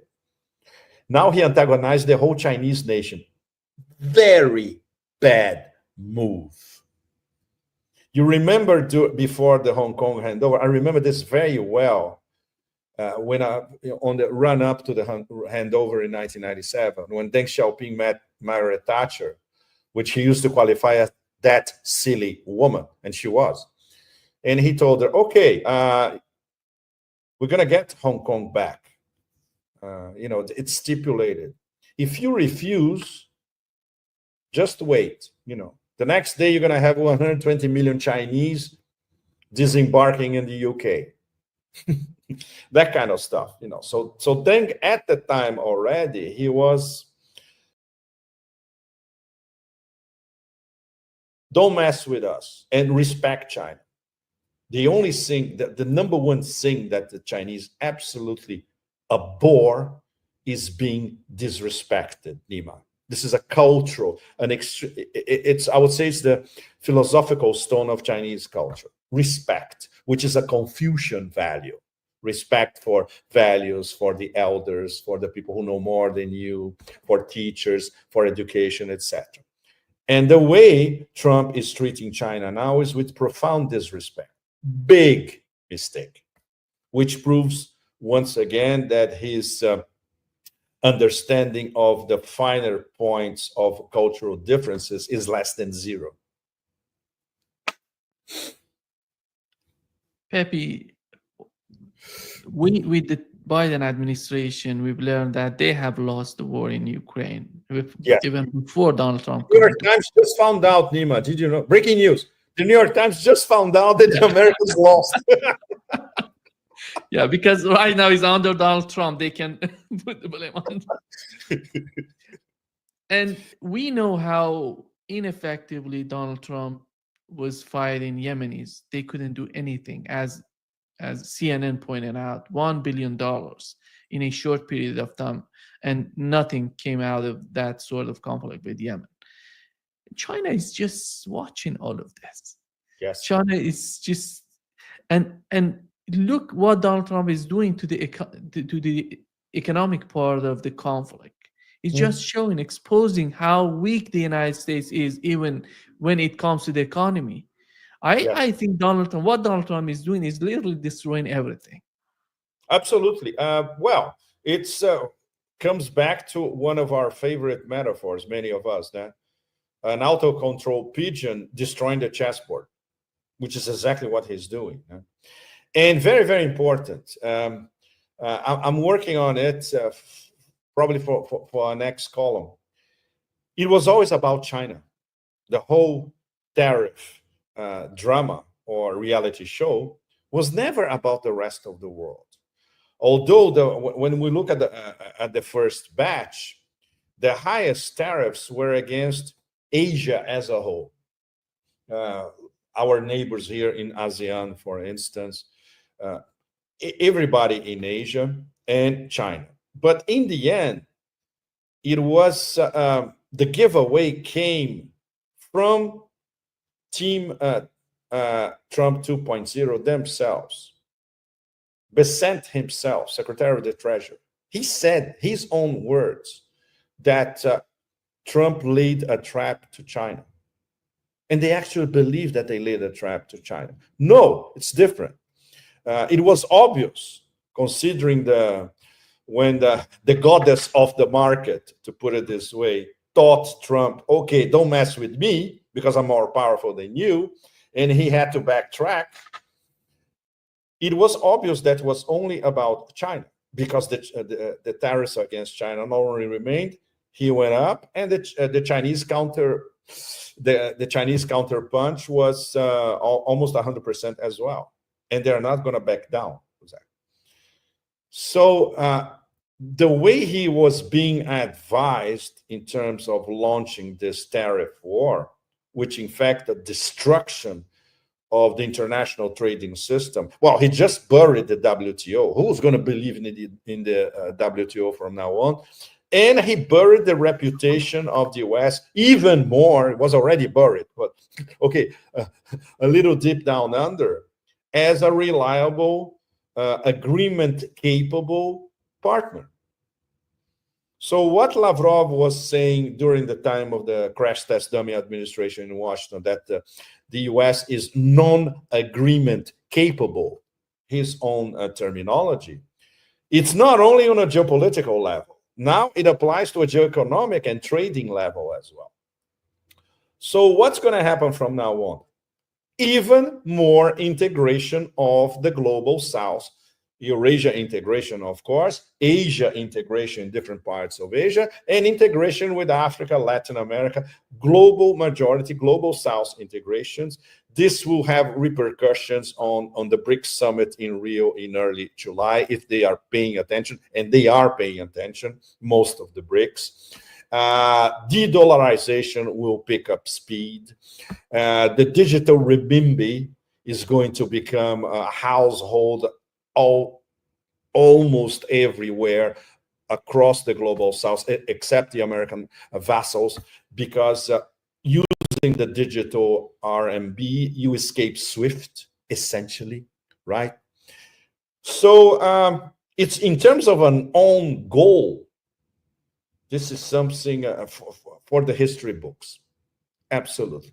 And there was not a single rational voice, once again, a rational actor in Trump 2.0 team to tell him, don't do this because it's going to be suicidal for your presidency and for the empire as a whole. And we already see that. And now that you fully antagonize the whole Chinese nation, oh shit. Now we're talking about a really bad move, you know. And China won't back down. They don't have to. For instance, I was reading Guancha today, and most of the articles in Guancha, they're excellent, and they're scathing, you know, they're destroying the stupidity of the president of the United States, and reiterating that China, ASEAN, and China collaborating with ASEAN and with other partners in the global south, they don't need the American market. And so you're going to have iPhones for $30,000 if you manage to fabricate them in the US. It's going to take, apparently it took Apple 4 years to delocalize to India, part of the production to India. So it's going to take Apple another 4 or 8 years or whatever to delocalize from China back to the US, assuming that would happen, to make iPhones costing at least 3,000, 5,000, 10,000 or whatever. Who's going to buy that?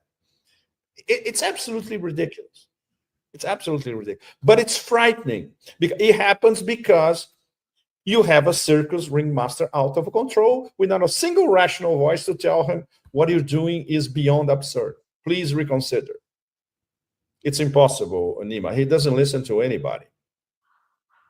What's so scary for Donald Trump, in my opinion, is that China is reacting out of confidence, not out of being fearful of the United States. That's the scary part. They know what they are. They know what they're seeking for. They know how to get their energy. And the United States doesn't seem that much smart. Unbelievable. No, This is Nima, tragic. they don't know all the weapons, all the economic, financial weapons that China may deploy. Not to mention China united with the majority of the global south. This is about China and the global south as a whole. This is a war against the global majority. So, you know, specifically, if there is an attack against Iran, it's a war against BRICS and a war against Eurasia integration. The tariff war is a war against almost the whole global majority. You just look at the list, right? Including those penguins. You know, so it's absolutely crazy. You see a dwindling empire, an empire that is up against a wall with practically no way out, lashing around like crazy, irrationally, at random, without direction, literally, and without a project or a major idea into guiding the reaction or where you want to go or offering anything positive to the rest of the world. Nothing. We just see a monster on the loose, literally, you know.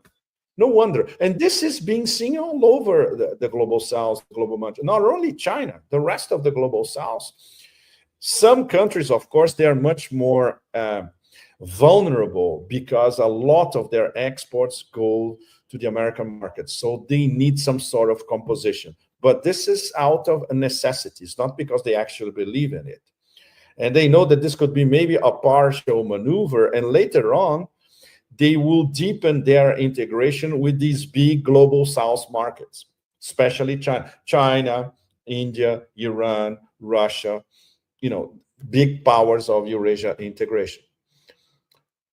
And the US has absolutely nothing to offer to the global majority, except pay more taxes, more tariffs and more taxes to me, keep feeding my bloated economy, while I'll keep printing this green things that are worth absolutely nothing. I keep ballooning my deficit. It's not going to change much, you know.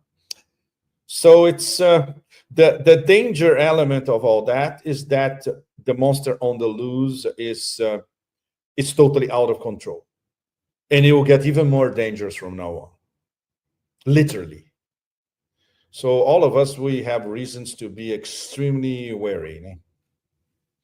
Pepe, just to wrap up this session, with all you've said so far, do you think that Donald Trump is losing his opportunity to improve the position of dollar, or he has already missed the opportunity of I think he already missed it, because dismantling the international trading system without offering anything to replace it, it's beyond deaf, dumb, and blind.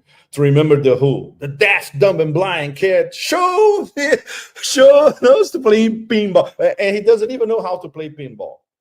That's even worse, So this will accelerate de-dollarization. This will accelerate alternative settlement systems in their own currencies everywhere, all across the global south. This will accelerate the geoeconomic vectors inside BRICS deliberations.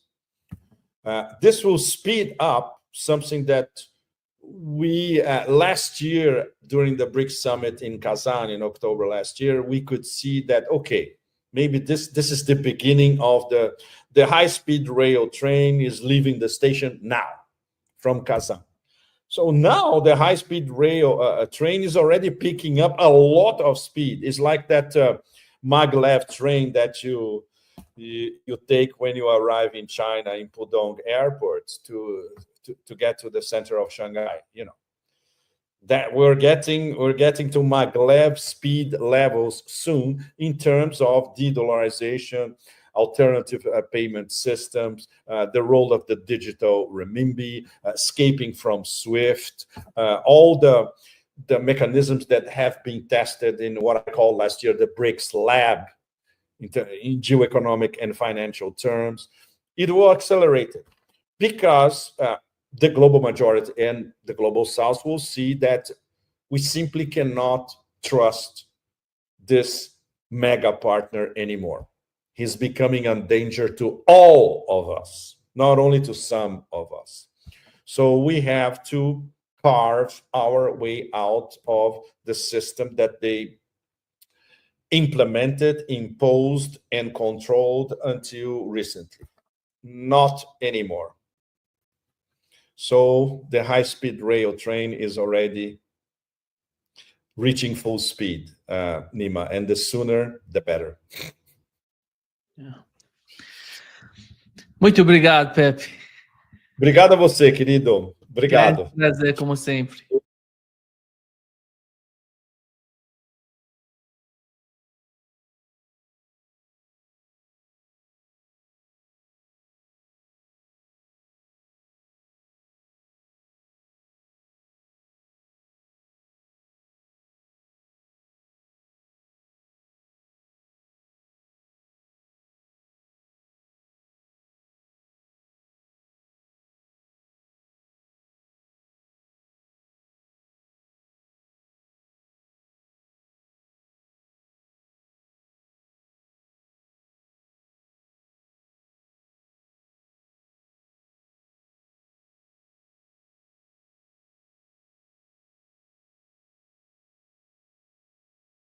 They stated that President Vladimir Putin held a secret meeting with Russian generals from the Ministry of Defense and the General Staff earlier this month.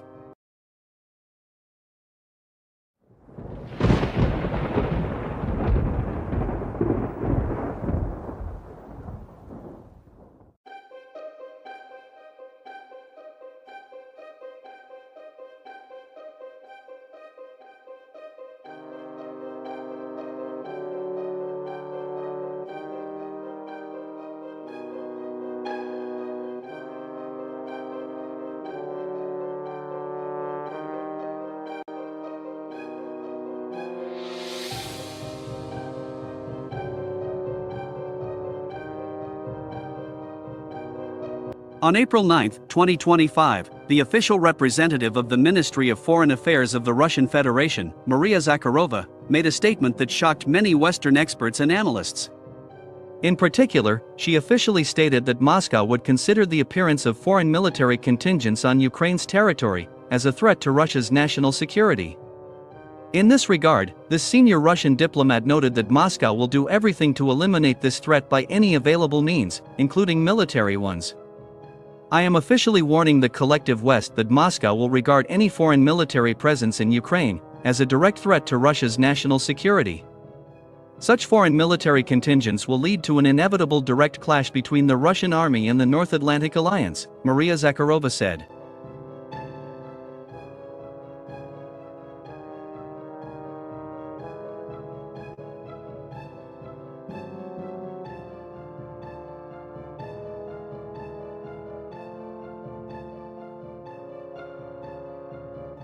It is noteworthy that on the same day, Russia's permanent representative to the United Nations Security Council, Vasily Nebenzia, called on the West to stop before it's too late.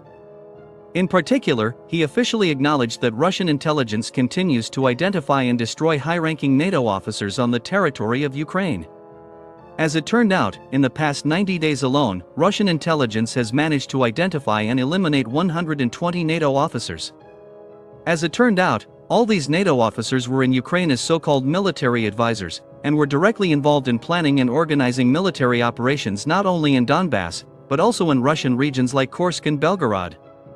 At the same time, Vasily Nebenzia emphasized that the foreign military in Ukraine has consistently been, and will remain a legitimate target for Russia. According to him, if NATO countries decide to send their regular armies to Ukraine, it will be the beginning of the end of the North Atlantic Alliance.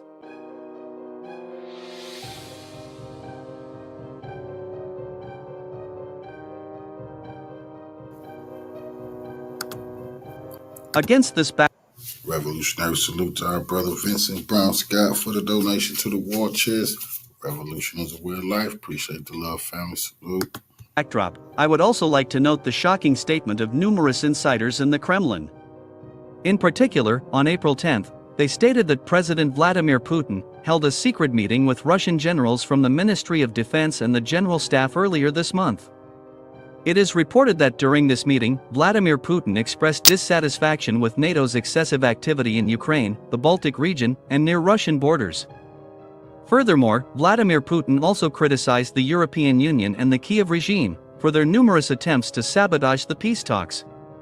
In addition, the Russian leader also commented on Ukraine's constant violations of the agreement on the refusal to strike at energy facilities. According to sources in the Kremlin, such as Insider Black and Insider T, Vladimir Putin is seriously planning to allow Defense Minister Andrei Belousov and Chief of the General Staff, Valery Gerasimov, to take the initiative and act against the Ukrainian army and NATO forces without taking into account the so-called red lines. Insiders claim that if Putin feels the lack of progress in the peace talks, he will allow the Russian generals to act with their hands untied, as a result of which the whole of Ukraine will plunge into real chaos. Moreover, insiders noticed that after this meeting between Vladimir Putin and the Russian military, the Russian army began to act more harshly against the Ukrainian army and NATO forces. Starting on April 1st, the Russian army not only increased the number of massive strikes against Ukraine, but also began regularly intercepting NATO aircraft in the Baltic region.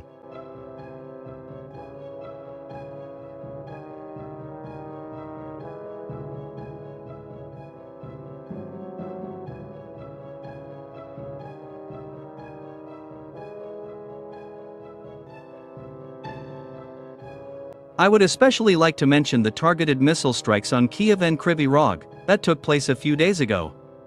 As it turned out, as a result of this missile strike, Russia managed to destroy more than 100 Ukrainian and NATO officers.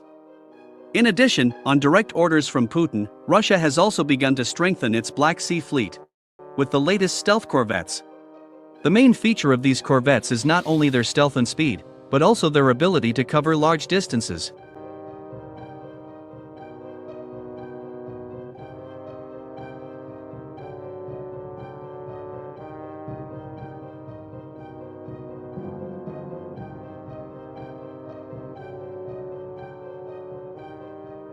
The newest Russian stealth corvette Mercury, of Project 2380, built at the shipbuilding enterprise Northern Shipyard, entered the state tests, and will soon replenish the Russian Black Sea fleet.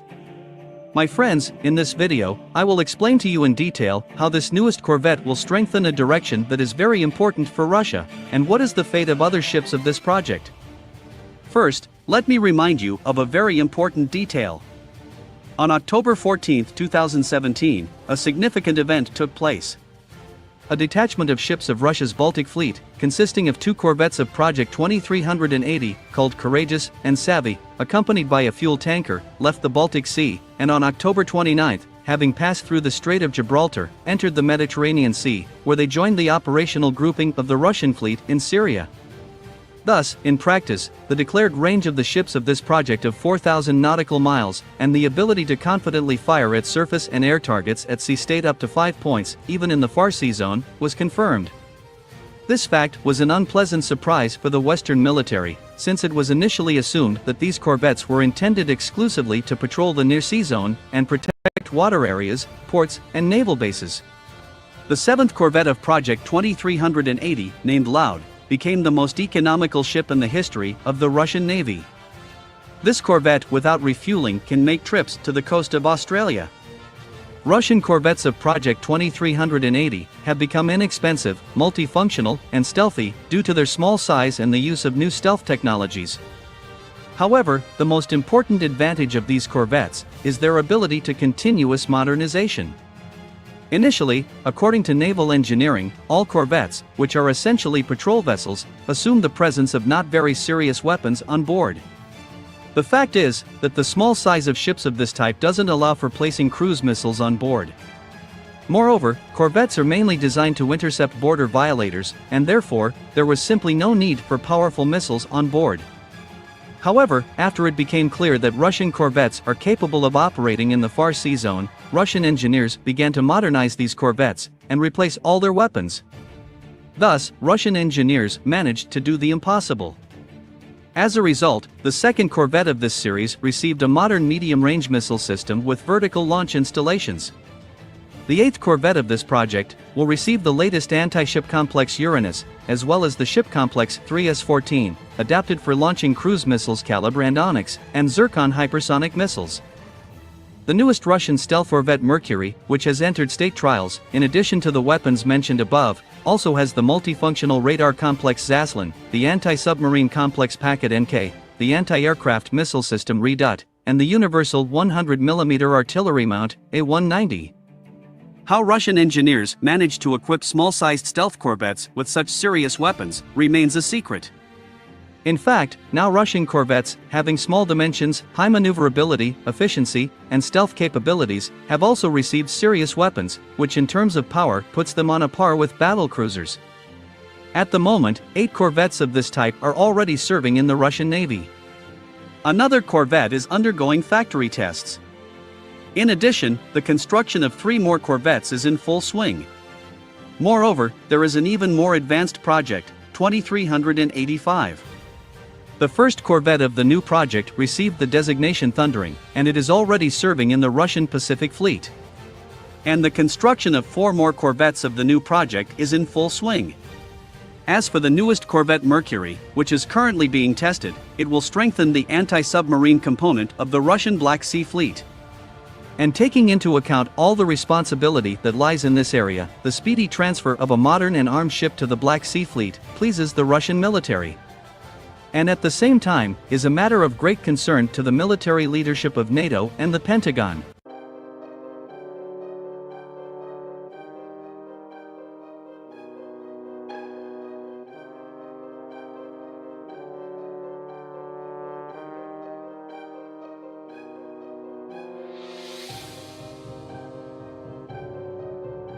In general, the reinforcement of the Russian fleet and regular missile strikes against the concentration of NATO forces in Ukraine have already yielded results. So, experts have noticed that since the beginning of April, after Russia began testing its latest warships and destroying NATO officers in Ukraine on a daily basis, the bellicose rhetoric of many Western leaders has changed dramatically. In particular, yesterday, answering journalists' questions, French President Emmanuel Macron, for the first time refused to use bellicose rhetoric against Russia. Moreover, for the first time, Macron refused to assert that European troops would certainly be deployed in Ukraine. Instead, this French rooster just said that everyone is tired of this war, and that Ukraine deserves the long-awaited peace.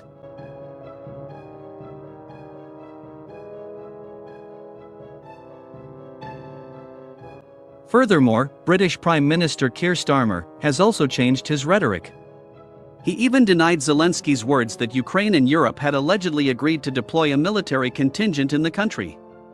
According to the British Prime Minister, there are still no agreements between Kyiv and Europe on the deployment of a military contingent in Ukraine. By the way, on the evening of April 10, sources in the Kremlin confirmed that over the past 48 hours, French President Emmanuel Macron, British Prime Minister Keir Starmer, and German Chancellor Olaf Scholz had requested permission to have a telephone conversation with Vladimir Putin.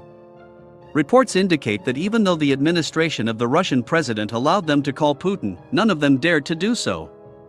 It seems that these so-called European leaders have finally begun to realize that their gamble with sending European regular armies to Ukraine could turn into a real disaster, as a result of which Europe will face an influx of tens of thousands of zinc coffins.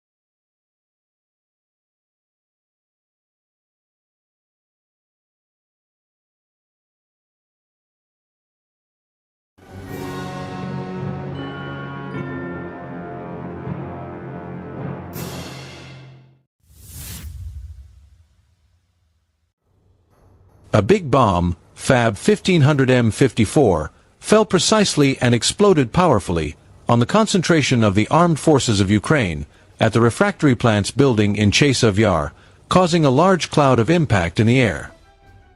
Russian military channels released a short video on April 10, 2025. Russian aerospace forces, supported by air reconnaissance, launched a powerful attack in the morning with aerial bomb, following reports in recent days about large NATO Kyiv reinforcements sent only to defend several city blocks in Chasiv Yar, but the new buildup of troops and equipment was confirmed to be burned by Russia.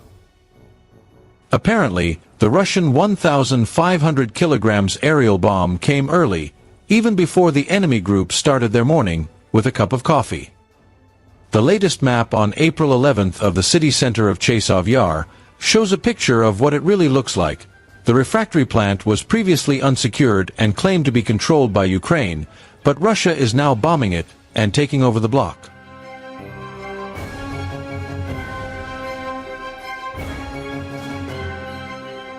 Ukrainian media did not mention anything that Zelensky in panic was using all his last efforts to try to stop the Russian armed forces there. However, this time 26 Ukrainian soldiers, 2 pickup trucks, food and ammunition were reportedly completely destroyed by a single large bomb explosion in the last days of Chasiv Yar, similar to the last battles for Bakhmut or Artemovsk. Kyiv can no longer speak up about a city, only holding positions in several high-rise buildings, because Russian forces control almost all of their group's logistical communications. Any Ukrainian reinforcements that come are immediately destroyed, and it seems that there is nothing left to conquer for a long time for Chasiv Yar.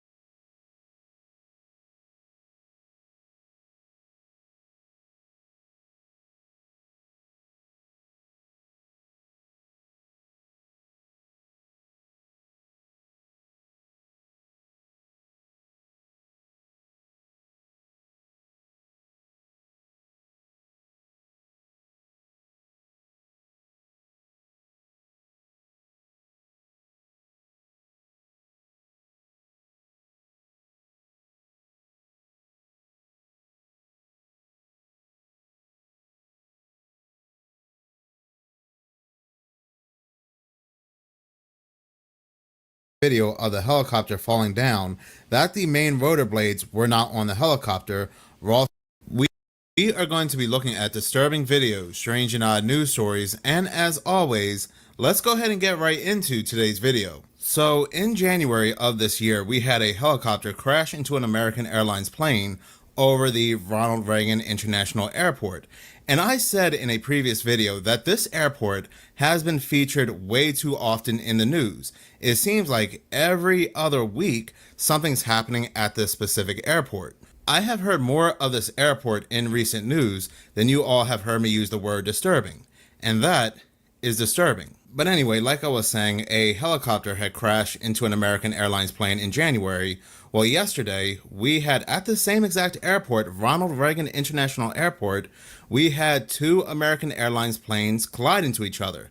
But luckily, this was not a horrific incident, only the wings clipped each other. And then, on the exact same day, hours later, we had gotten news that a helicopter had crashed in New York. Just such a very strange coincidence, but when it comes to this helicopter crash, unfortunately, everybody lost their lives on board. There were 3 children, a wife, a husband, and the pilot. There are a lot of people that are saying that the way this helicopter had crashed is very suspicious because it looked like it shattered in the skies and the tail is missing. But there are some people out there that are familiar with helicopters that are giving a more technical reason behind the crash, and they are saying it's not suspicious. So I'm not going to go back and forth whether the crash itself was suspicious or not. But I will say the husband and father on board this helicopter who lost his life was another CEO, which is interesting because a couple weeks ago, I covered another story where another CEO with US Bank had lost his life in a plane crash in Minnesota. That being US Bank executive Terry Dolan. So yes, this time once again, we have another CEO losing his life. This time, it was 49-year-old Siemens executive Agustin Escobar.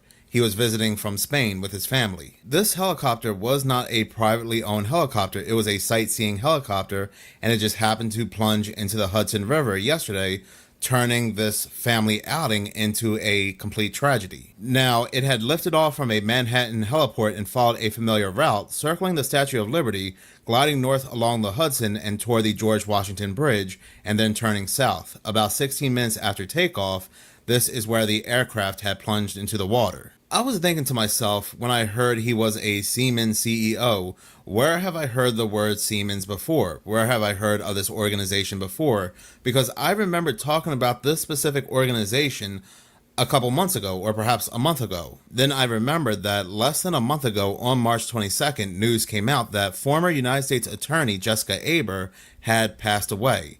And Jessica Aber, she was connected to the Siemens organization. Reading this article right here from justice.gov, which was published on September 30th, 2024, Siemens Energy Incorporated pleads guilty to stealing confidential competitor information in $104 million resolution after former corporate executive and others were sentenced. The article goes on to say that, and they're quoting Jessica Aber, corporate accountability remains a top priority for the Department of Justice. The actions of these defendants undermine the integrity of the competitive marketplace, harming both competitors and consumers. The department has established whistleblower programs to encourage corporations and individuals to come forward with timely information regarding misconduct and criminal behavior. Failing to do so invites prosecution and serious consequences. Now, there were a couple of executives and big players inside Siemens who had gotten into quite a bit of trouble due to this. So there happens to be a whistleblower or whistleblowers inside Siemens, and we know that from previous stories like Boeing and the OpenAI tech, who passed away from 2 gun wounds to the back of the head. Being a whistleblower is not an old man's game. You don't retire being a whistleblower. Now, you might be saying, well, that was back in September of 2024. They already pled guilty. It's over and done with. But it seems like somebody continues to blow the whistle inside Siemens. Let's take a look at this news article right here that was published on March 14th, 2025. German court puts ex-Siemens executives on trial for alleged Russian sanctions busting. Continue to read this article, and this was published by Reuters. A German court has decided to launch a criminal trial against 2 former executives of German engineering giant Siemens who are accused of violating sanctions by helping export Siemens gas turbines to Russian-occupied Crimea. Prosecutors in the German city of Hamburg last year charged 4 Germans and 1 Swiss French citizen with the alleged sanctions violations. On March 14th, the Hamburg Regional Court decided to proceed with a trial for 2 of them, while the prosecution of the remaining 3 has been dropped because an investigation did not find sufficient grounds to proceed, the court said in a statement. Continue to read the article. It says Western companies are barred from supplying energy or power-related equipment to Crimea under European Union and United States sanctions that were imposed in response to Russia's 2014 annexation of the peninsula, which is still internationally recognized as a part of Ukraine. Now, despite the sanctions, Siemens turbines for generating electricity were delivered in 2017 to 2 power stations being built by Moscow in Crimea. Siemens said at the time it had supplied the equipment to a Russian customer with the expectation that they would be installed in power plants in Russia, and it had been unaware of any plan to send them to Crimea. But if you go back to Siemens' history, they have a lot of corruption, and when there's a lot of corruption surrounding an organization, there's going to be a lot of eyes on them, like the Department of Justice. And when the Department of Justice has eyes on somebody, there's bound to be a whistleblower or two. No different than Boeing. When the door blew off the Alaskan plane, that's when the Department of Justice had gotten involved. And that's when we heard of whistleblowers coming out, and that's when we heard of whistleblowers getting popped. Even going back to 2021, you'll find news articles that read, "Slammed for bribery, Siemens continued to ignore red flags." The monitoring reports which Siemens was obliged to commission from 2009 to 2012 stem from a $1.6 billion landmark settlement of bribery charges by the United States Department of Justice and the Securities and Exchange Commission in 2008. During their investigation, United States and German authorities found over $1 billion of bribes paid to foreign government officials in return for businesses. So this whole Russian thing was not the first time. I mean, I could sit here for hours babbling on about corruption inside Siemens, and you don't want to listen to me babble on for hours. What is also interesting to note, and I had to come back to re-edit this video after finding this out, but Agustin Escobar's wife, who also passed away in the helicopter crash, also worked for Siemens. She was a global manager for Siemens. News has also come out, and I'm reading this from Fox News, that the pilot in the Hudson River helicopter crash called about needing fuel before the accident. So it seemed like this helicopter was destined to crash. Not only was it low on fuel, but also, like the news article is going to say, this helicopter just broke apart. And I'm reading this part from Fox News. It goes on to say that the only thing I know by watching a video of the helicopter falling down, that the main rotor blades were not on the helicopter, Roth told the New York Post. And he goes on to say that, I haven't seen anything like that in my 30 years being in business, in the helicopter business. The only thing I could guess, I got no clue, is that either they had a bird strike, which could have been a drone, or the main rotor blades failed. I have no clue, I don't know. Sorry about the stutter there. You don't know how many times I get tongue-tied reading these articles. So yeah, it seems like this helicopter that had 2 Siemens employees, one of them being an executive, was just destined to crash. It had suspiciously been low on fuel right after takeoff, and not just that, it just happened to break apart, and they think it was a bird strike, but I think it could possibly be a drone. You never know. Given Siemens' history of corruption and possible whistleblowers, I'm going to go ahead and roll the dice and gamble and say that more than likely it was a drone. Now, was the CEO inside this helicopter that crashed a whistleblower? I don't know. All I know is that whistleblowers are passing away very mysteriously, and CEOs are also passing away very suspiciously as well. Terry Dolan, Brian Thompson, and this individual here are not the only ones. Somebody compiled a list of CEOs who passed away very recently under mysterious circumstances. Let us also not forget, back in 2024, there was a big tech CEO and entrepreneur who lost his life in a yacht incident, and his co-defendant in this case, days before, lost his life in a car crash. A car had ran into him. Today, news just came out that a small plane crashed in Boca Raton, Florida, ending the lives of 3 people on board that plane. And I was just thinking to myself, we are hearing that these small planes are crashing left and right. Who is really on these small planes? Who do they work for? What do they know? Because like I said, it's just happening way too frequently, and all it takes is a bird strike or a drone to end the lives of everybody on board these planes. Going back to Terry Dolan, the U.S. Bank executive, when that story first broke out, U.S. Bank came out and said that Terry Dolan passed away along with his co-workers on that plane, and then they came back and retracted that statement and said no, it was just only Terry Dolan. With all this news about how bad air traffic control is and other regulations going on with airports, now would be a good time for, let's say, whoever wants to bump people off to bump people off and blame it on other factors and make it not look suspicious. I mean, I don't know why that thought is coming to me, but like I said, it's just like these small planes just cannot maintain being in the air. But on the subject of the Reagan International Airport, what is going on with this airport? Yesterday, several members of Congress were on board the planes, so they were on board two different planes when their wings collided on Thursday. I thought one of the American Airlines plane held the members of Congress and the other American Airlines plane held different people, but no, the two different planes held different members of Congress. I mean, after this helicopter had crashed into this American Airlines plane a month after, there was a news story that came out involving the Reagan International Airport where planes that were trying to land, different planes, not the same planes, they were getting reports on their TCAS systems that they were about to collide into a nearby object. It was investigated, and come to find out, they said anyway, that drones were coming very close to these planes. But then we got another bizarre story a couple weeks after that story where another plane was trying to land and a kite had supposedly crashed into this plane. Now, it might not seem like a big deal, but they do go on to say that if a kite does get caught into a plane's engine, it can cause a lot of damage. But to me, it didn't seem like a kite had crashed into this plane because this story was very bizarre. Once police had gotten involved, because this was a no kite flying zone, they happened to give the kite right back to the people, and they said they were not filing any charges, which is kind of odd for the police to do that, given the fact that it's not up to them whether, they file charges or not. So they gave back the supposed kite. So I don't really think that was a kite. I think there was something more going on with that story than meets the eye. So yesterday, on my other channel, Seconds of Horror, I uploaded a video about creepy videos on the internet. Now, I included a segment within that video that I was very back and forth about including because when it comes to that channel, I want to focus more on mysteries, the paranormal, and things like that, and less on what could be considered news. When it came to that segment, a couple people left some very interesting comments that I want to expand on further, including Richie from Boston, who I'm a big fan of, who currently goes by Jailbreak Overlander. Now, if you don't know what I'm talking about or you did not watch my other channel's video, it had to do with a news segment about how this container full of chicken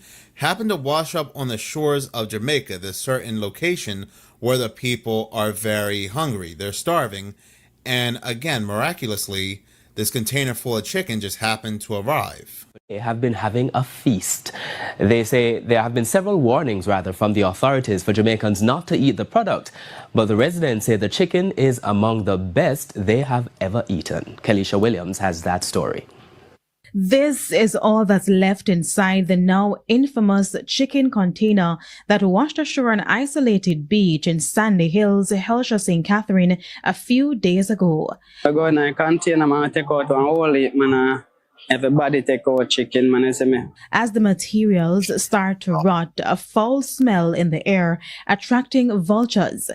But the people along Helsha Beach, Sandy Hills, and other communities in Portmore, St. Catherine told TVJ News that they made sure to empty the container before any of the chicken went bad. Immediately after watching this news clip, my senses went off, and I said to myself, there's something not right here. This story is very, very suspicious. So Richie, who's more familiar with that type of chicken, said that that specific type of chicken, which is Perdix Halal frozen chicken, is not shipped in containers. Researching this further, halal chicken is generally packaged and handled differently than your regular frozen chicken.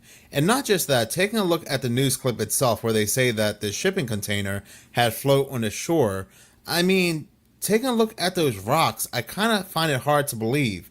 And so I said to myself, it looks like that shipping container was placed there as opposed to it floating to shore. There were even people leaving comments about the name of the location. The shipping container just happened to have landed on Hellshire. So the Jamaican government comes out, including the agriculture ministry, and they say, do not eat that chicken. It could be contaminated. You don't know what's in it. But I did read some comments from some other social media boards, and they said that the Jamaican people, they do not trust their government. They're not going to listen. And these people, they are very, very hungry. They're starving. So like I said in my other video, I'm not bashing these people or putting these people down for eating this, because when you're hungry, when you're starving, if you haven't had a meal in weeks, you're going to look past certain things to eat. If you're from this location, if you're from this area and you haven't eaten in weeks, and a shipment full of chicken happens to arrive at your doorstep, you're not going to think of Bill Gates. You're not going to think of the World Economic Forum. You're not going to think of other certain organizations that were a part of a certain thing back in 2019 and 2020. So they ate it. Even people who are not from Hellshire are coming there to eat it, to buy it, and to store it, and to pass it around Jamaica. There are some people out there that will say that maybe somebody wanted to just do a good deed and send starving people some food. There are people out there that will say that. There are other people out there that believe that this shipping container just happened to fall off this boat and just land in Hellshire. No conspiracy there. It was just a coincidence. My brain does not work that way. My brain instantly thinks of this. So we'll have to prepare for the next one. That, I'd say is will get attention this time. Now you may be saying, well, why would they need to send a shipping container? They could just outright poison the food and nobody would know any different. But they have the perfect setup here.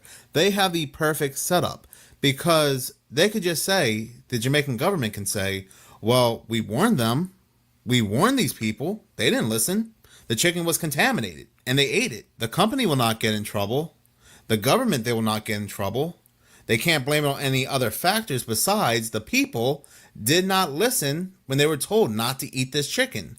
Very hungry people. Another interesting comment somebody left was the timing of all this. If you remember last week, we were all talking about a certain KFC commercial. We were all talking about how ritualistic this commercial happened to be. Worship the chicken. How this man stumbled upon this group and they stumbled upon him. And he was basically the chicken and they turned him into a chicken tender and they're all doing these ritualistic movements around this golden egg. This commercial felt like some sort of message or some sort of predictive programming. Even the motto for the commercial is believe in the chicken. And then a week later, we have news breakout where a very suspicious shipment of chicken just happened to land on Hellshire and these people are eating it. So who knows what this is going to lead to?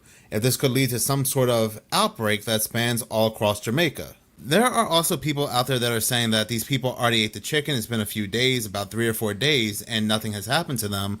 But again, who knows what was really put into this chicken? Who knows how long something like this could take to incubate if there's actually something wrong with it? But again, I just don't get a good feeling about this story, and it could just be me, but who knows? I don't find this oddly convenient and suspicious that a whole shipping container with preserved chicken, that chicken is still fresh when it hits that sand, just washes up in Jamaica.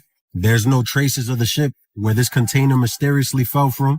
There hasn't been any claim from any business reporting missing inventory. If I'm handling inventory for my business and thousands of chicken packages randomly disappear, you don't think I'm going to report it? You don't think that shipping container that weighs 1,000 pounds would be further out in the beach? How did it make its way all the way to the shore, just perfectly placed there? And from me doing some research, I found out that chicken spoils quickly. It doesn't take a long time for chicken to go bad.